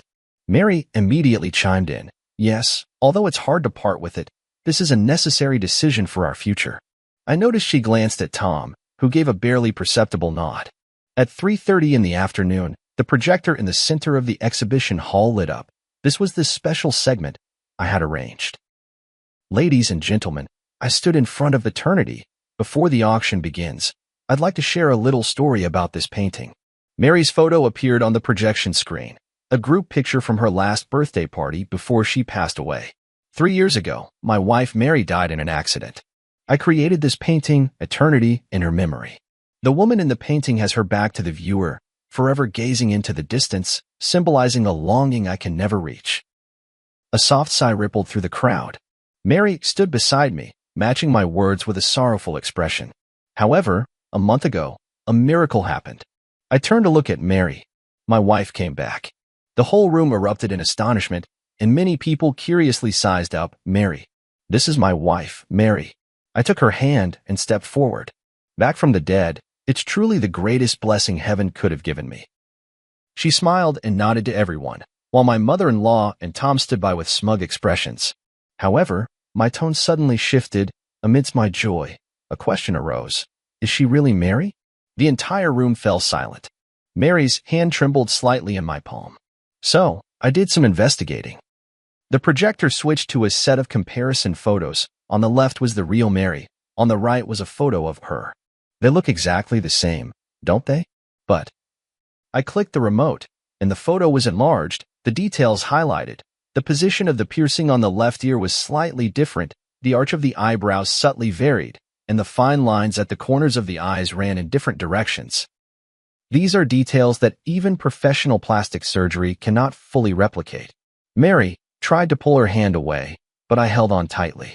My mother-in-law and Tom also began to grow anxious, glancing toward the exit. More importantly, the real Mary has a feature that cannot be copied. I turned to Mary. The necklace I gave you last night has a date engraved on the back. Can you tell everyone what that date is? She opened her mouth, but no words came out. That was the due date of our first child, the one we lost. I spoke softly, my voice trembling with emotion. Mary designed this necklace to commemorate the baby we never got to meet. The date was our secret, only Mary and I knew.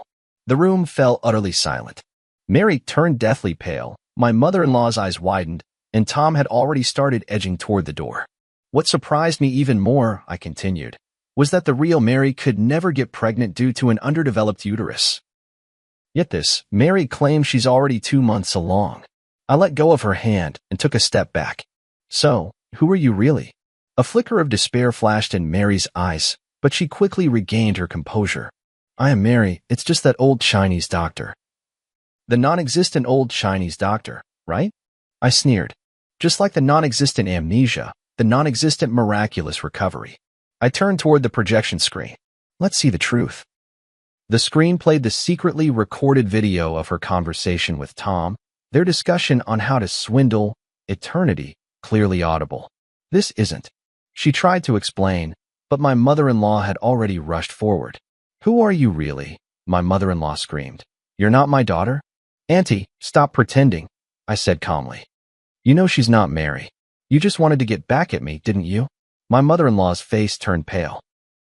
I didn't know she was going to impersonate Mary. Tom just said he needed help to scam some money. Police. Don't move. Several plainclothes officers emerged from the crowd, blocking Tom as he tried to escape. Amid the chaos, Mary took the opportunity to shove me aside and run toward the exit. I chased after her and caught up in the parking lot. Tell me, who are you really? She finally stopped, turned to face me, tears welling in her eyes. My name is Luna. I'm an actress. Tom found me and said if I helped trick you out of a painting, he'd give me $1 million. I needed the money for my sister's medical treatment. Why did they choose me? Why Mary? She shook her head. I don't know. They gave me a lot of information, photos, videos, even your chat logs. I was just following the script. The police arrived and took her away. I stood where I was, gazing at the distant sky, my heart a tumult of emotions. Back in the exhibition hall, the crowd had already dispersed, leaving only Frank and a few police officers. It's all been cleared up, Frank walked over. Tom owed money to loan sharks and was desperate. Your mother-in-law always resented you for not saving Mary, so she helped them plan the whole thing. I walked up to eternity, gently caressing the back of the woman in the painting. Mary, I can finally give you an answer.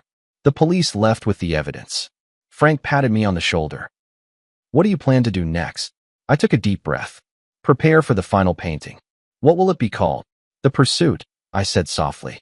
This time, I'll paint her face, not just her back. After the case was solved, my life seemed to return to where it was 3 years ago.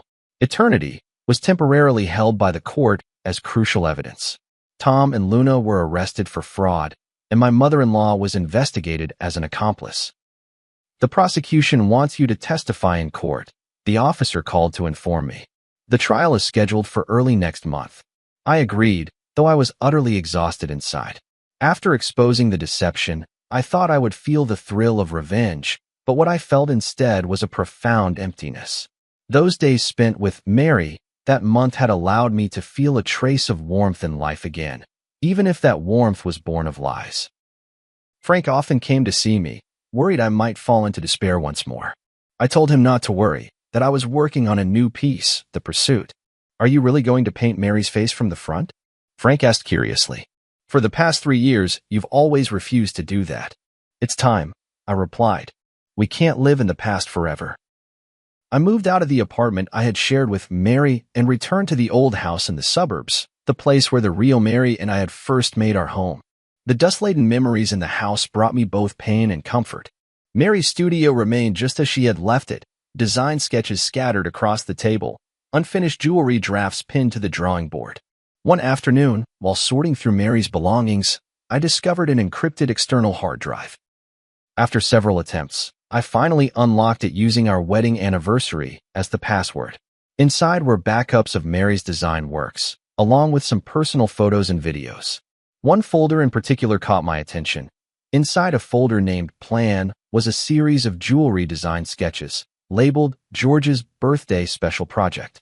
It was then I remembered that, in the months before Mary passed away, she often spoke mysteriously about giving me an unparalleled birthday surprise.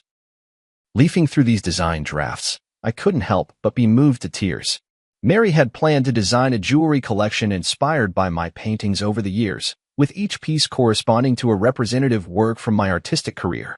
The last page was a sketch of a ring, with a dark red stone set in the center, its edges adorned with tiny diamonds, closely resembling the sunrise in my early work, Dawn. This is blood amber? I examined the notes carefully, confirming the name of this rare gemstone. Mary's designs had always been bold, but blood amber is extremely rare in the Chinese market, almost impossible to acquire. How did she obtain such a material? As I continued searching, I found a series of email correspondence screenshots. Mary had actually contacted a gemstone dealer in Myanmar, commissioning the blood amber specifically for this ring. The last email showed that the gem had already been shipped, but the date was exactly 1 week before Mary's death. I immediately called Frank. Help me check if there was a package sent from Myanmar 3 years ago, addressed to Mary. 2 days later, Frank brought news. The package did exist, but since no one signed for it, it was returned. However, according to the shipping records, it was resent a month ago, this time addressed to you. What? I was completely confused. I haven't received any package. Check your old apartment? Frank suggested. Back at my old apartment, the manager told me there was indeed a package, but it had been signed for by Mary. She said it was a surprise for you, so she didn't notify you, the manager explained. This meant Luna had taken the blood amber. I rushed to the detention center and requested to see Luna. Separated by glass, she looked much more haggard than the last time we met, but still wore that face so similar to Mary's. What are you doing here? She asked coldly. A month ago, you signed for a package from Myanmar.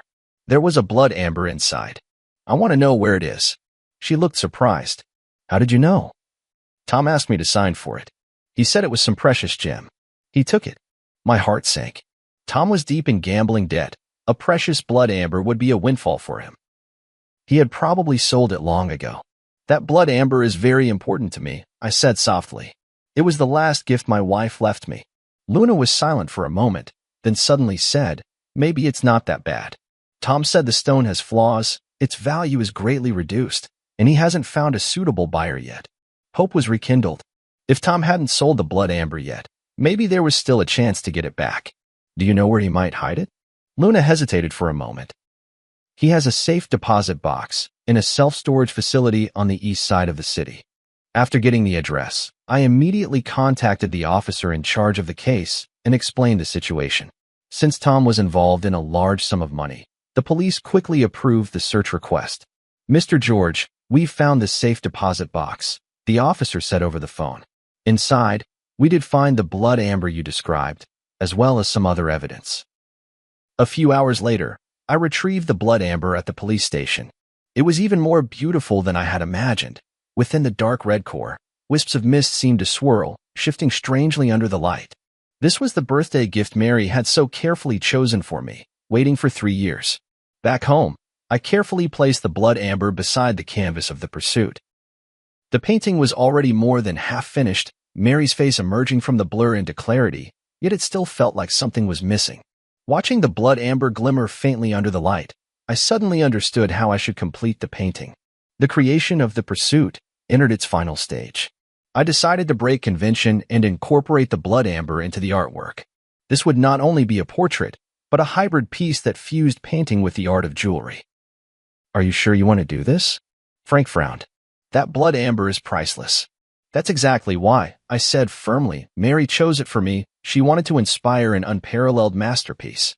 I will fulfill her wish. For 2 whole weeks, I worked day and night, neglecting sleep and food. I cut the blood amber into thin slices and inlaid them at the spot of Mary's eyes on the canvas, making her gaze truly come alive. I used a special technique to blend the surrounding paint, creating a harmonious transition with the gemstone. From certain angles, the entire painting seemed to be imbued with life, and Mary's expression would shift depending on where the viewer stood. On the day I finished the piece, Frank brought news. Luna had been sentenced to 3 years in prison, but due to her good attitude in confessing, she might serve only a year and a half. Tom, involved in multiple fraud cases, was sentenced to 7 years. My mother-in-law, as an accomplice, received a suspended sentence. The case is finally over, Frank said. Are you planning to exhibit your painting? Yes. Next month there will be a solo exhibition at the National Art Museum, and The Pursuit will be the grand finale. The curator couldn't stop praising this piece, believing it represents the innovative direction of contemporary art and marks the pinnacle of my career. Indeed, this painting, which incorporates Mary's jewelry design concepts, is in some sense a creation we made together. On the eve of the exhibition, I checked the arrangement in the gallery alone one last time, making sure every piece was perfectly lit and positioned. When I reached The Pursuit, I couldn't help but stop and gaze at it. Mary's face was vividly lifelike, her eyes inlaid with blood amber gleaming under the spotlight, as if she were smiling at me. For the first time in 3 years, I faced her directly, no longer painting only her back. Mr. George, a stranger's voice called from behind. Sorry to disturb you, but the gallery has been cleared. He turned around to see a young woman dressed in the museum's staff uniform. And you are? I'm the new curator, responsible for security in your exhibition area, she explained with a smile. I really like your work, especially this piece, The Pursuit. Thank you. I nodded. I'll be leaving soon. She didn't leave, but continued to gaze at the painting. That red gem is beautiful, almost as if it's alive. It's blood amber, I explained, a very rare gemstone. I know, she said softly, top-grade blood amber from Myanmar, containing plant fossils, extremely rare. I looked at her in surprise. You know a lot about jewelry? She smiled. I studied jewelry design. I'm just working part-time here. For some reason, Mary suddenly came to mind. She, too, had an almost obsessive passion for and expertise in gemstones. If you don't mind me asking, who is the woman in this painting? She asked. My wife, I replied. She passed away 3 years ago. She was a jewelry designer. I'm very sorry, she said sincerely, then gestured toward the blood amber. This gem must mean a great deal to you. It was the last birthday gift she chose for me before she died, but I only found it recently. She nodded thoughtfully. Setting it into her portrait is the best way to remember her. For some reason, talking with this unfamiliar woman brought me a strange sense of calm. Perhaps it was her love for jewelry that reminded me of Mary.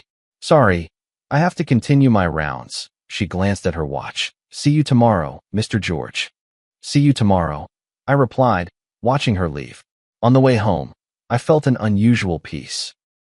The completion of The Pursuit seemed to mark the end of my search for Mary as well.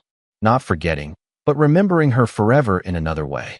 The next day, the exhibition's opening ceremony attracted numerous figures from the art world and the media. The Pursuit undoubtedly became the center of attention, with people marveling at this innovative form of artistic expression. Amid the crowd, I noticed that curator standing aside, watching as well. Sunlight streamed through the skylight of the gallery, falling upon her, and for a fleeting moment, I thought I saw Mary's shadow. No, I shook my head, warning myself not to be deceived by mere resemblance. There would never be another Mary in this world, just as there would never be another unique blood amber. After the exhibition, The Pursuit was purchased by an anonymous collector for an astronomical price. I donated all the proceeds to a foundation supporting students in jewelry design, establishing a scholarship in Mary's name. Life slowly moved forward, and I began to accept new commissions and create new works.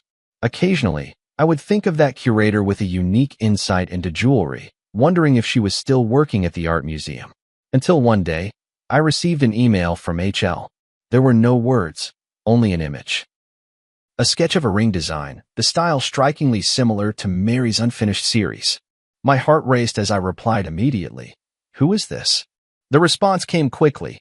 Yesterday, you brushed past me by the cafe on the street corner, but you didn't recognize me. If you want to know more, wait for me at the museum entrance at noon tomorrow. Is it that librarian? How could she have a design so reminiscent of Mary's style? Filled with anxiety and anticipation, I decided to accept the invitation and find out for myself. The next day at noon, I arrived at the art museum half an hour early.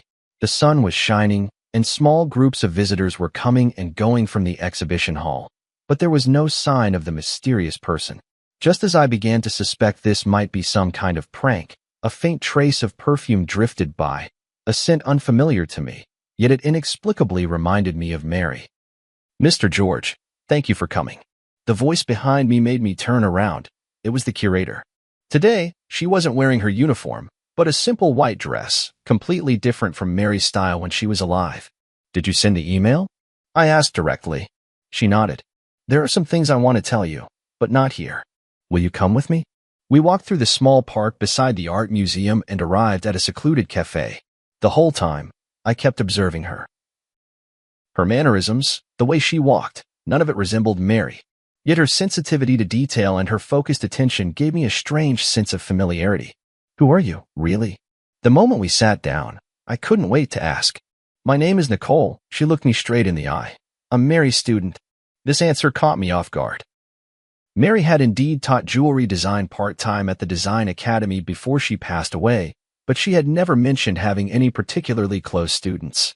"I took her advanced design class the year before she passed," Nicole explained. "Her guidance benefited me for a lifetime." "That still doesn't explain why your designs resemble her style so much," I said, half convinced. Nicole took a folder out of her bag. "These are all notes from Ms. Nicole's class and her feedback on my work. You can look at the handwriting and confirm that it's really hers." I carefully examined the materials. It was indeed Mary's handwriting. There were even traces of the pale purple ink she habitually used. "Before Ms. Nicole passed away, she was guiding me on my graduation project," Nicole continued. "The theme was interwoven light and shadow, blending Eastern and Western aesthetic elements. She gave me a lot of valuable advice, and even showed me a sketch from a private project she was working on at the time." "George's special birthday project?" I blurted out. Nicole's eyes widened in surprise. "You know about it?" "I only found out recently." I briefly explained the origin of the blood amber. "I knew that blood amber would eventually find its way back to you," Nicole said with a smile. "Nicole always said it was a destined gift." "Is that why you contacted me?" "Because you saw the blood amber?" Nicole was silent for a moment, as if choosing her words carefully. "Not entirely. After Nicole passed away, I've been trying to carry on the design philosophy she taught me.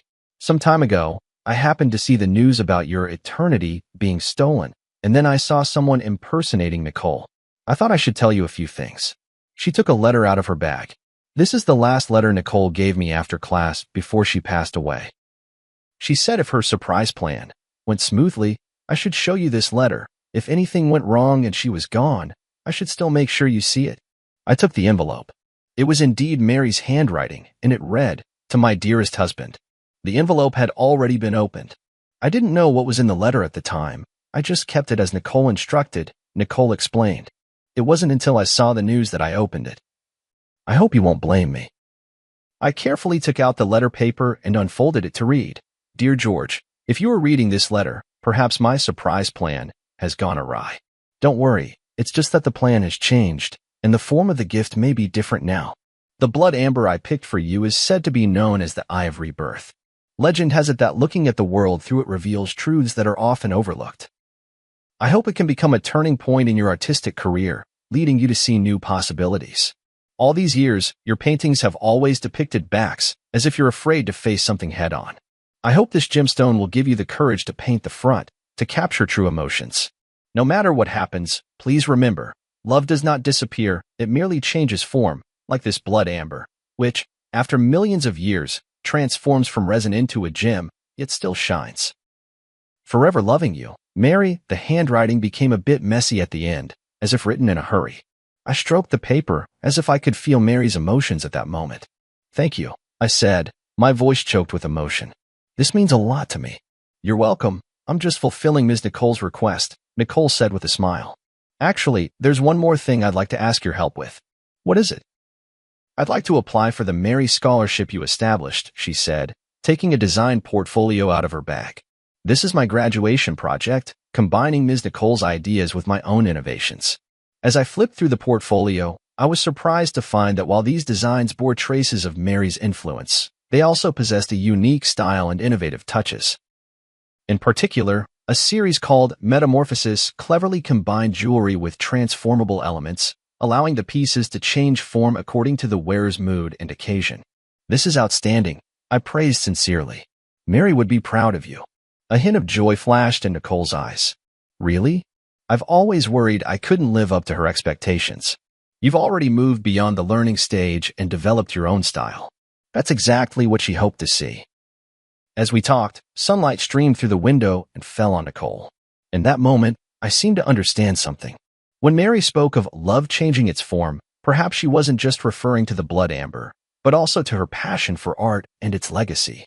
Luna tried to impersonate Mary by mimicking her appearance, but she could never truly replicate who she was. Nicole, on the other hand, looked nothing like Mary, yet she inherited a part of her artistic vision and spirit. Perhaps this is the true gift Mary left me, not the blood amber, but a new possibility, a path out of the past. Nicole's graduation exhibition was held in a small gallery. Though the space was modest, it was exquisitely arranged. Her works were divided into 3 series, representing the past, the present, and the future, forming a complete narrative. This is a brilliant idea, I sincerely praised. From tradition to contemporary and then to the future, it showcases the evolution and possibilities of jewelry design. Nicole smiled and nodded.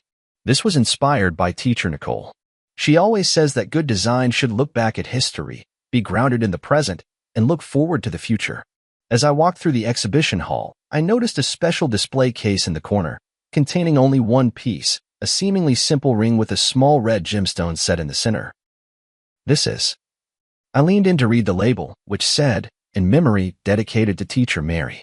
Yes, I made it from a small piece of blood amber I bought with my own savings, Nicole explained. It can't compare to the quality of yours, but it's also from Myanmar. I examined the design of the ring closely. Clean, powerful lines, with fine silver threads encircling the blood amber, as if protecting the central gem, yet also seeming to radiate light outward. This is very similar to Mary's final design style, I said softly, but it also has your own unique touch. I wanted to create a piece that could both commemorate teacher Nicole and showcase my own style, Nicole explained. The blood amber represents her influence, while the outer design is the direction of my own development. The exhibition attracted quite a few industry insiders, including some well-known figures from the jewelry design world. After viewing the exhibition, an older female designer approached Nicole and offered her an internship opportunity. I stood by, genuinely happy for Nicole. In the evening, as the exhibition was drawing to a close, Frank arrived as well. Seeing me with Nicole, he gave me a knowing smile. New friend? He asked me quietly. Mary's student, I explained simply. Very talented. Frank nodded without asking further questions. After touring the exhibition, he gave high praise to Nicole's work. It blends traditional and modern elements, demonstrating both technical skill and artistic expression, quite rare. Nicole thanked him politely. This wouldn't have been possible without the guidance of teacher Nicole and teacher George. After the exhibition, the 3 of us went to a nearby restaurant for dinner.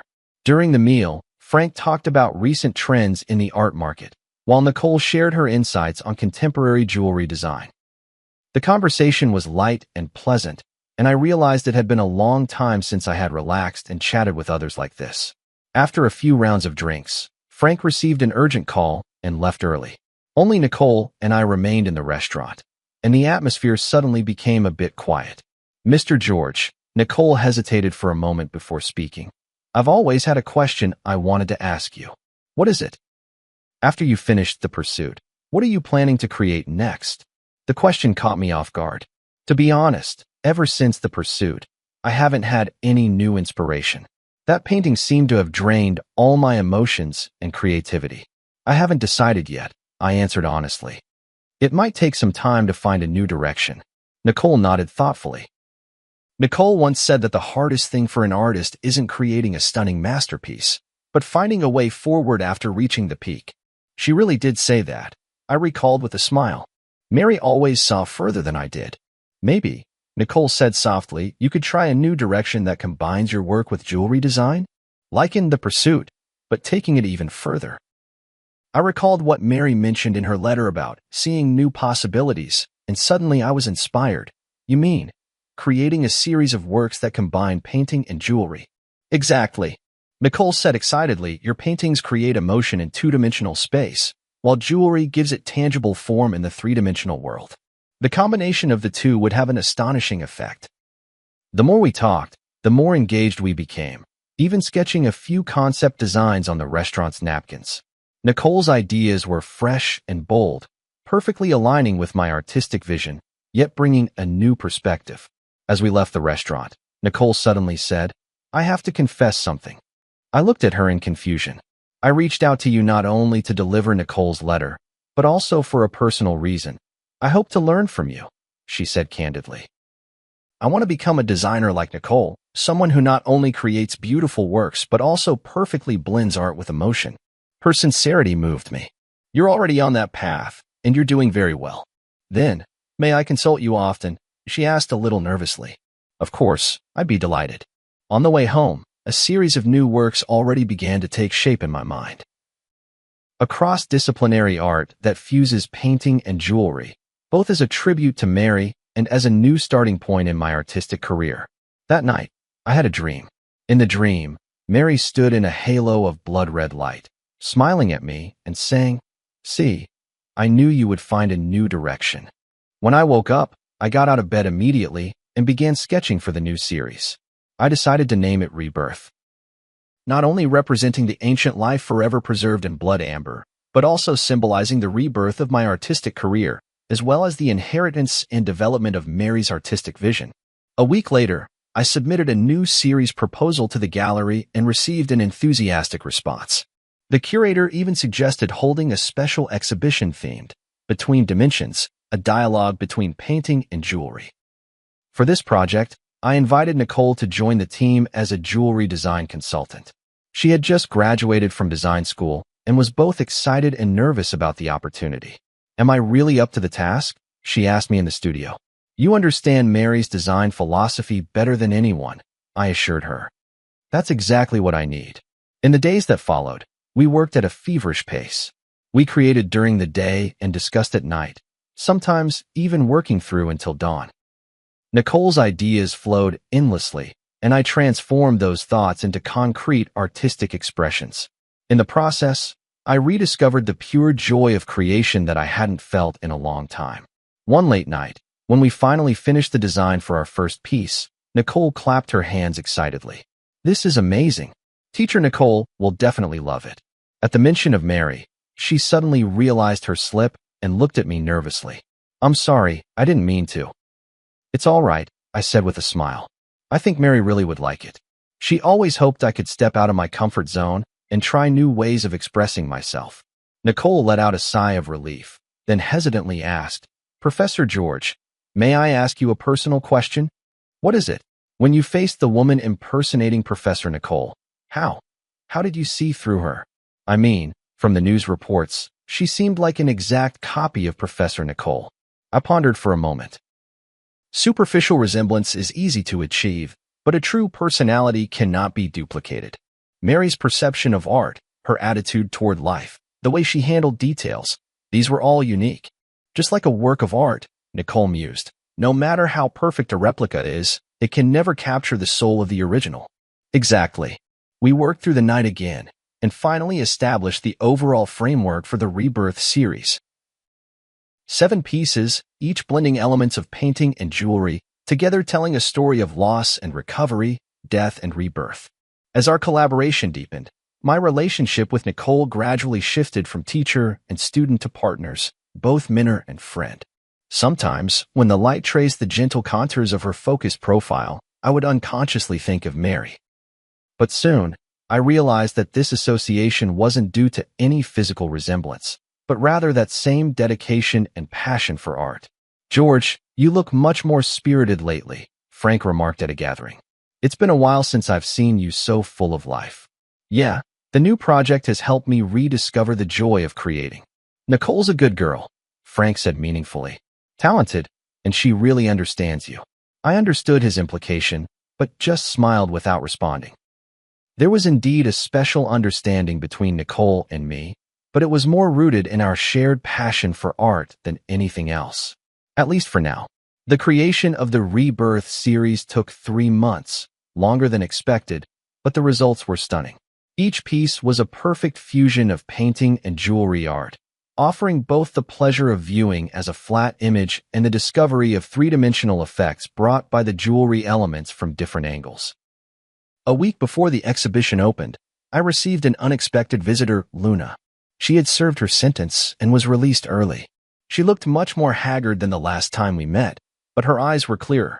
"I came to apologize to you in person." She stood at the studio door, her voice low, "for everything I have done."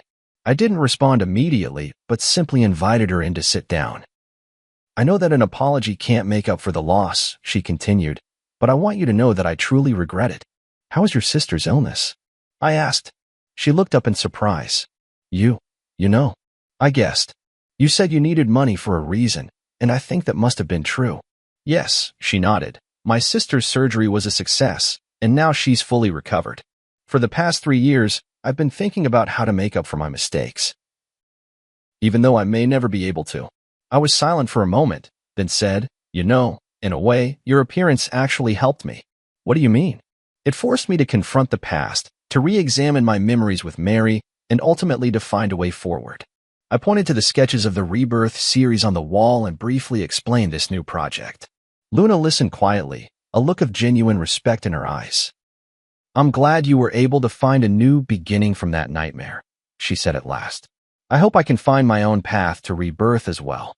As she left, she handed me a small package. "These are some simple pieces of jewelry I made in prison. The craftsmanship is rough, but each one represents my remorse and blessings. I hope you can accept them." Opening the package, I found several small trinkets handmade from fine wire and colorful glass beads. Though simple, it was clear the creator had poured their heart into them. Nicole happened to come into the studio at that moment. Seeing the trinkets, she asked curiously, "What are these?" I told her about Luna's visit. "You forgave her?" Nicole was a bit surprised. "Not exactly forgiveness," I said thoughtfully. "It's more like understanding. Everyone has their own hardships and choices. What's important is how we learn and grow from our mistakes." Nicole nodded pensively, picking up a piece of jewelry to examine it closely. "The craftsmanship is rough, but the concept is ingenious. This person seems to have a talent for design." "Perhaps," I said. "Everyone has the possibility of being reborn." On the day of the exhibition opening, numerous figures from the art and jewelry worlds gathered together. The Rebirth series received unprecedented acclaim. Critics called it a model of cross-disciplinary art, and the gallery owner was overjoyed, announcing plans for a nationwide tour. In the crowd, I saw Luna. She was dressed simply, standing quietly in a corner, admiring the exhibits. Our eyes met in the air. She nodded slightly, then walked away. "Who was that?" Nicole asked, standing beside me. "Someone searching for rebirth," I replied. Nicole seemed to understand and asked no more. We stood side by side before the pursuit, watching the blood amber refract a strange light under the lamps, like the silent burning of life's flame. "Thank you," I whispered to Nicole. "Without you, this series might never have come into being." "It was your philosophy that guided us, teacher Nicole," she replied modestly. "I was just fortunate enough to be the messenger." In that moment, I suddenly understood the true meaning of what Mary had written in her letter. Love has changed its form. Love exists not only in memory and longing, but also in inheritance and innovation, shining brightly in every spark of artistic creation. And I, at last, had learned how to begin anew after loss, to embrace rebirth while still searching. The success of the exhibition exceeded everyone's expectations. In just 1 month, the Rebirth series was reported on by major media outlets and even attracted the attention of the international art world. A renowned auction house extended an olive branch to me, hoping to include several pieces in their annual highlight auction. "This is an unprecedented opportunity," Frank said excitedly. "If the deal goes through, you'll become a top player in the contemporary art market." I wasn't particularly concerned with commercial success, but I did feel the joy of having my work widely recognized. More importantly, this series opened up a new artistic path for me, freeing me from the creative shackles of the past 3 years. Nicole benefited as well. As the project's jewelry design consultant, she received high praise from the industry. Several well-known jewelry brands reached out to her, hoping she would join their design teams. Which offer are you planning to accept? One night, as we were tidying up the studio together, I asked her. To be honest, I'm still hesitating. Nicole paused her work. These are all great opportunities, but what? But I want to keep working with you. She looked straight into my eyes. Rebirth is just the beginning, isn't it? Her candor surprised me a little. Indeed, the success of this series had opened up many new creative possibilities for us, but I wasn't sure if I should continue such a close working relationship. You should consider your own career development, I said tactfully. These opportunities are very rare for young designers. Nicole seemed to sense my hesitation and nodded gently. I understand. In the days that followed, we were both busy and rarely had the chance to talk alone. A week later, Nicole told me she had decided to accept an invitation from a French jewelry brand and would be going to Paris to work for 2 years. Congratulations, I said sincerely. It's a very good choice. Thank you, she replied with a smile, though a fleeting, elusive emotion flashed in her eyes. I think this is the best arrangement for both of us. Before Nicole left, we held a small farewell party. Frank, the curator, and a few mutual friends came. The atmosphere was warm, tinged with a hint of sadness. After a few rounds of drinks, Frank found an opportunity to pull me aside. Are you really going to just let her go like this? What do you mean? I pretended not to understand. Don't play dumb, man, Frank said bluntly. You have feelings for her, that's obvious. That's just professional rapport, I argued. Is that so? Frank looked at me meaningfully. Then why have you been so distracted ever since she decided to go to France? I was at a loss for words. In fact, these past few days I had indeed felt an inexplicable sense of loss, but I kept telling myself it was only because I had lost an excellent partner. I know what you're worried about, Frank lowered his voice. You feel like you're letting Mary down, don't you? I remained silent. He had touched upon the deepest concern in my heart. Mary has been gone for 3 years now. Frank gently patted my shoulder. She would want you to be happy. After the party ended, I walked Nicole home. The night was tranquil as water, and the city lights flowed around us. Thank you for your help and guidance these past few months. Nicole stopped at the entrance of her apartment building. This experience has meant so much to me. I should be thanking you, I said sincerely. Without you, the Rebirth series would never have been completed. We fell into silence, as if both searching for the right words to say goodbye. My flight is the morning after tomorrow, Nicole finally said. I still have some things to take care of tomorrow. So, this is probably the last time we'll see each other. 2 years will pass quickly. I tried to make my voice sound light. Paris is a beautiful city. You'll like it there. She nodded, a complex emotion flickering in her eyes. Professor George, there's something I've always wanted to tell you, but never found the right opportunity. What is it? I chose to study jewelry design because I saw Nicole's works. She took a deep breath, or more precisely, because I saw the pieces Nicole designed for you. The way she perfectly fused love and art moved me deeply. I didn't know that, I said in surprise. I've always hoped that one day I could be like Nicole, creating art filled with emotion. Nicole continued, her words coming faster, as if afraid she might lose her courage. But now I realize that what I want even more is to create for a specific person, just like Nicole created for you. I understood her implication, and my heart suddenly began to race. Nicole, please don't respond, she gently interrupted me. I just wanted you to know before I leave. No matter how you feel right now, remember that starting over is not a betrayal of the past, but a way of cherishing life. With that, she rose up on her tiptoes and softly kissed my cheek, then quickly turned and walked into the apartment building, leaving me standing alone in the night, my mind in turmoil. After returning home, I tossed and turned, unable to sleep, replaying Nicole's words and that gentle kiss over and over in my mind. Suddenly, I remembered a small box in the study, where Mary's last complete letter was kept, a letter I had found while sorting through her belongings. But at the time, overwhelmed by grief, I never had the courage to open. Now, I finally mustered the courage to walk into the study and retrieve that delicate little box from the depths of the drawer. Inside lay a pale pink letter, bearing Mary's familiar handwriting. Dearest George, by the time you read this letter, you may find yourself at a crossroads in life, hesitating between moving forward or staying where you are. My greatest wish is that you can move bravely through life, as freely as your brush glides across the canvas. Love is not a shackle, but a liberation. Memory is not a burden, but a source of strength. If one day you meet someone who can rekindle the light in your eyes, please don't hesitate because of your longing for me. True love is wishing happiness for the other, even if there is no longer a place for oneself in that happiness. Remember, the days we loved each other were complete, with no need for regrets.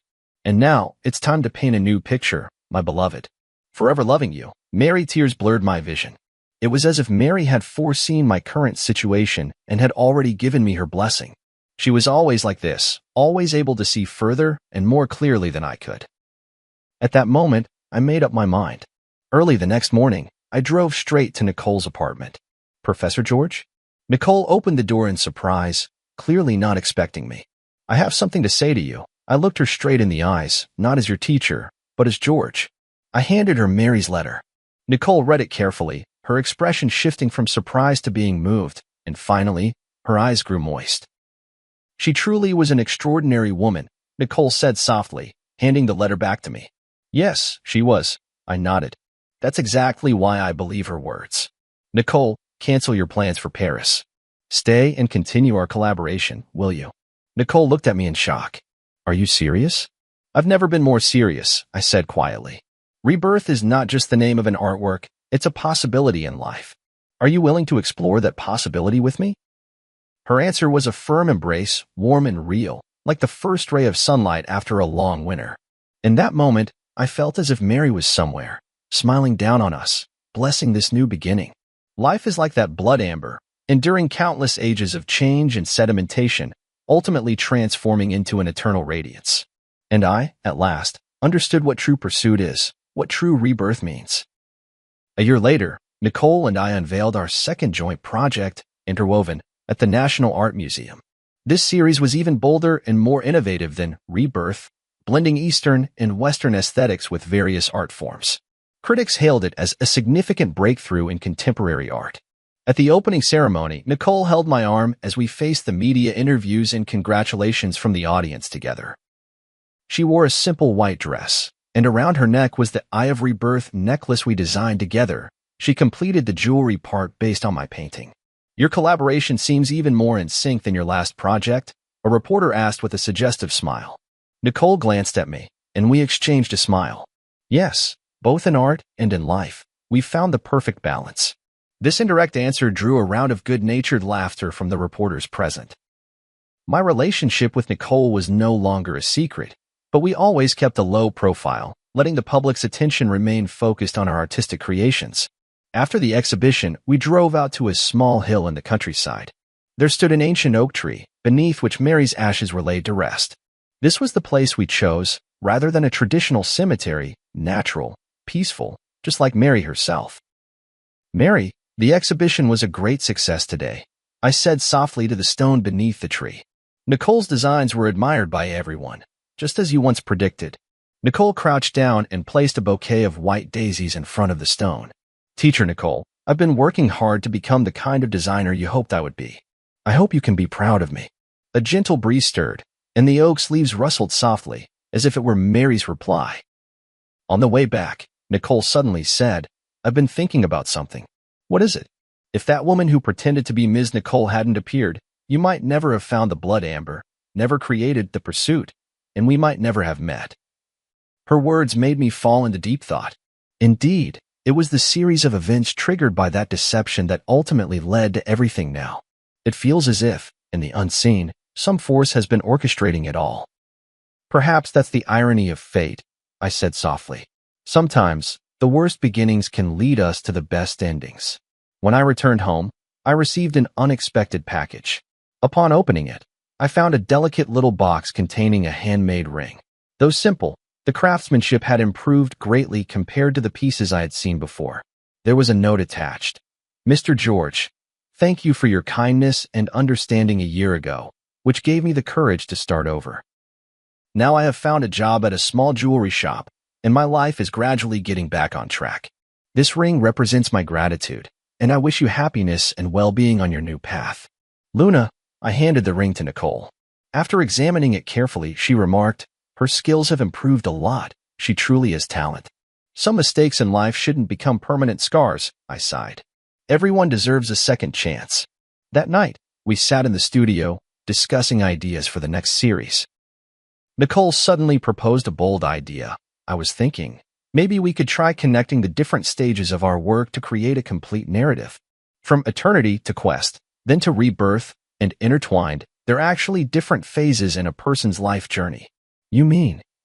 A complete story about loss, searching, rebirth, and integration, she explained excitedly, ultimately asking what is the most precious treasure in life. Love. I finished her sentence. No matter what form it takes. Nicole nodded, her eyes sparkling with creative fire. We could call it the forms of love, an unprecedented artistic exploration. Sounds like a long-term, ambitious project. We have time, she smiled, holding my hand. We have so much time. In that moment, I felt a powerful surge of creative inspiration, just like when I first began my artistic career years ago, filled with passion and possibility. But this time, I was not facing the blank canvas alone. 2 years later, the Forms of Love series was exhibited simultaneously in the world's 5 greatest art museums, causing an unprecedented sensation. Critics called it a milestone in contemporary art history, blending painting, sculpture, jewelry design, and other art forms to create an entirely new artistic language. The final piece of the exhibition was titled Eternal Ring, a massive circular canvas depicting every form of love in life, familial, platonic, romantic, and the love for art itself. The edge of the canvas was inlaid with gemstones of various sizes, and under certain lighting, these gems would cast light onto specific parts of the canvas, revealing another hidden layer of patterns. The centerpiece of this work is a massive blood amber. Through intricate optical design, the light it projects perfectly outlines 2 embracing figures. One is Mary, the other is Nicole, symbolizing the intersection of past and present, the fusion of memory and rebirth. On the closing day of the exhibition, in front of the Eternal Ring, I knelt on one knee and proposed to Nicole. The ring was crafted from the very blood amber Mary had once prepared for me, designed by my own hand and fashioned by the finest jeweler. This ring carries the memories of the past and the hopes for the future, I whispered softly. Nicole, will you be the eternal ring in my life? Her tears sparkled under the spotlight. I will. Amidst the cheers, I remembered what Mary once said. Love does not disappear. It merely changes its form. Yes, love does not disappear. It exists in memories, in art, in every rebirth and new beginning.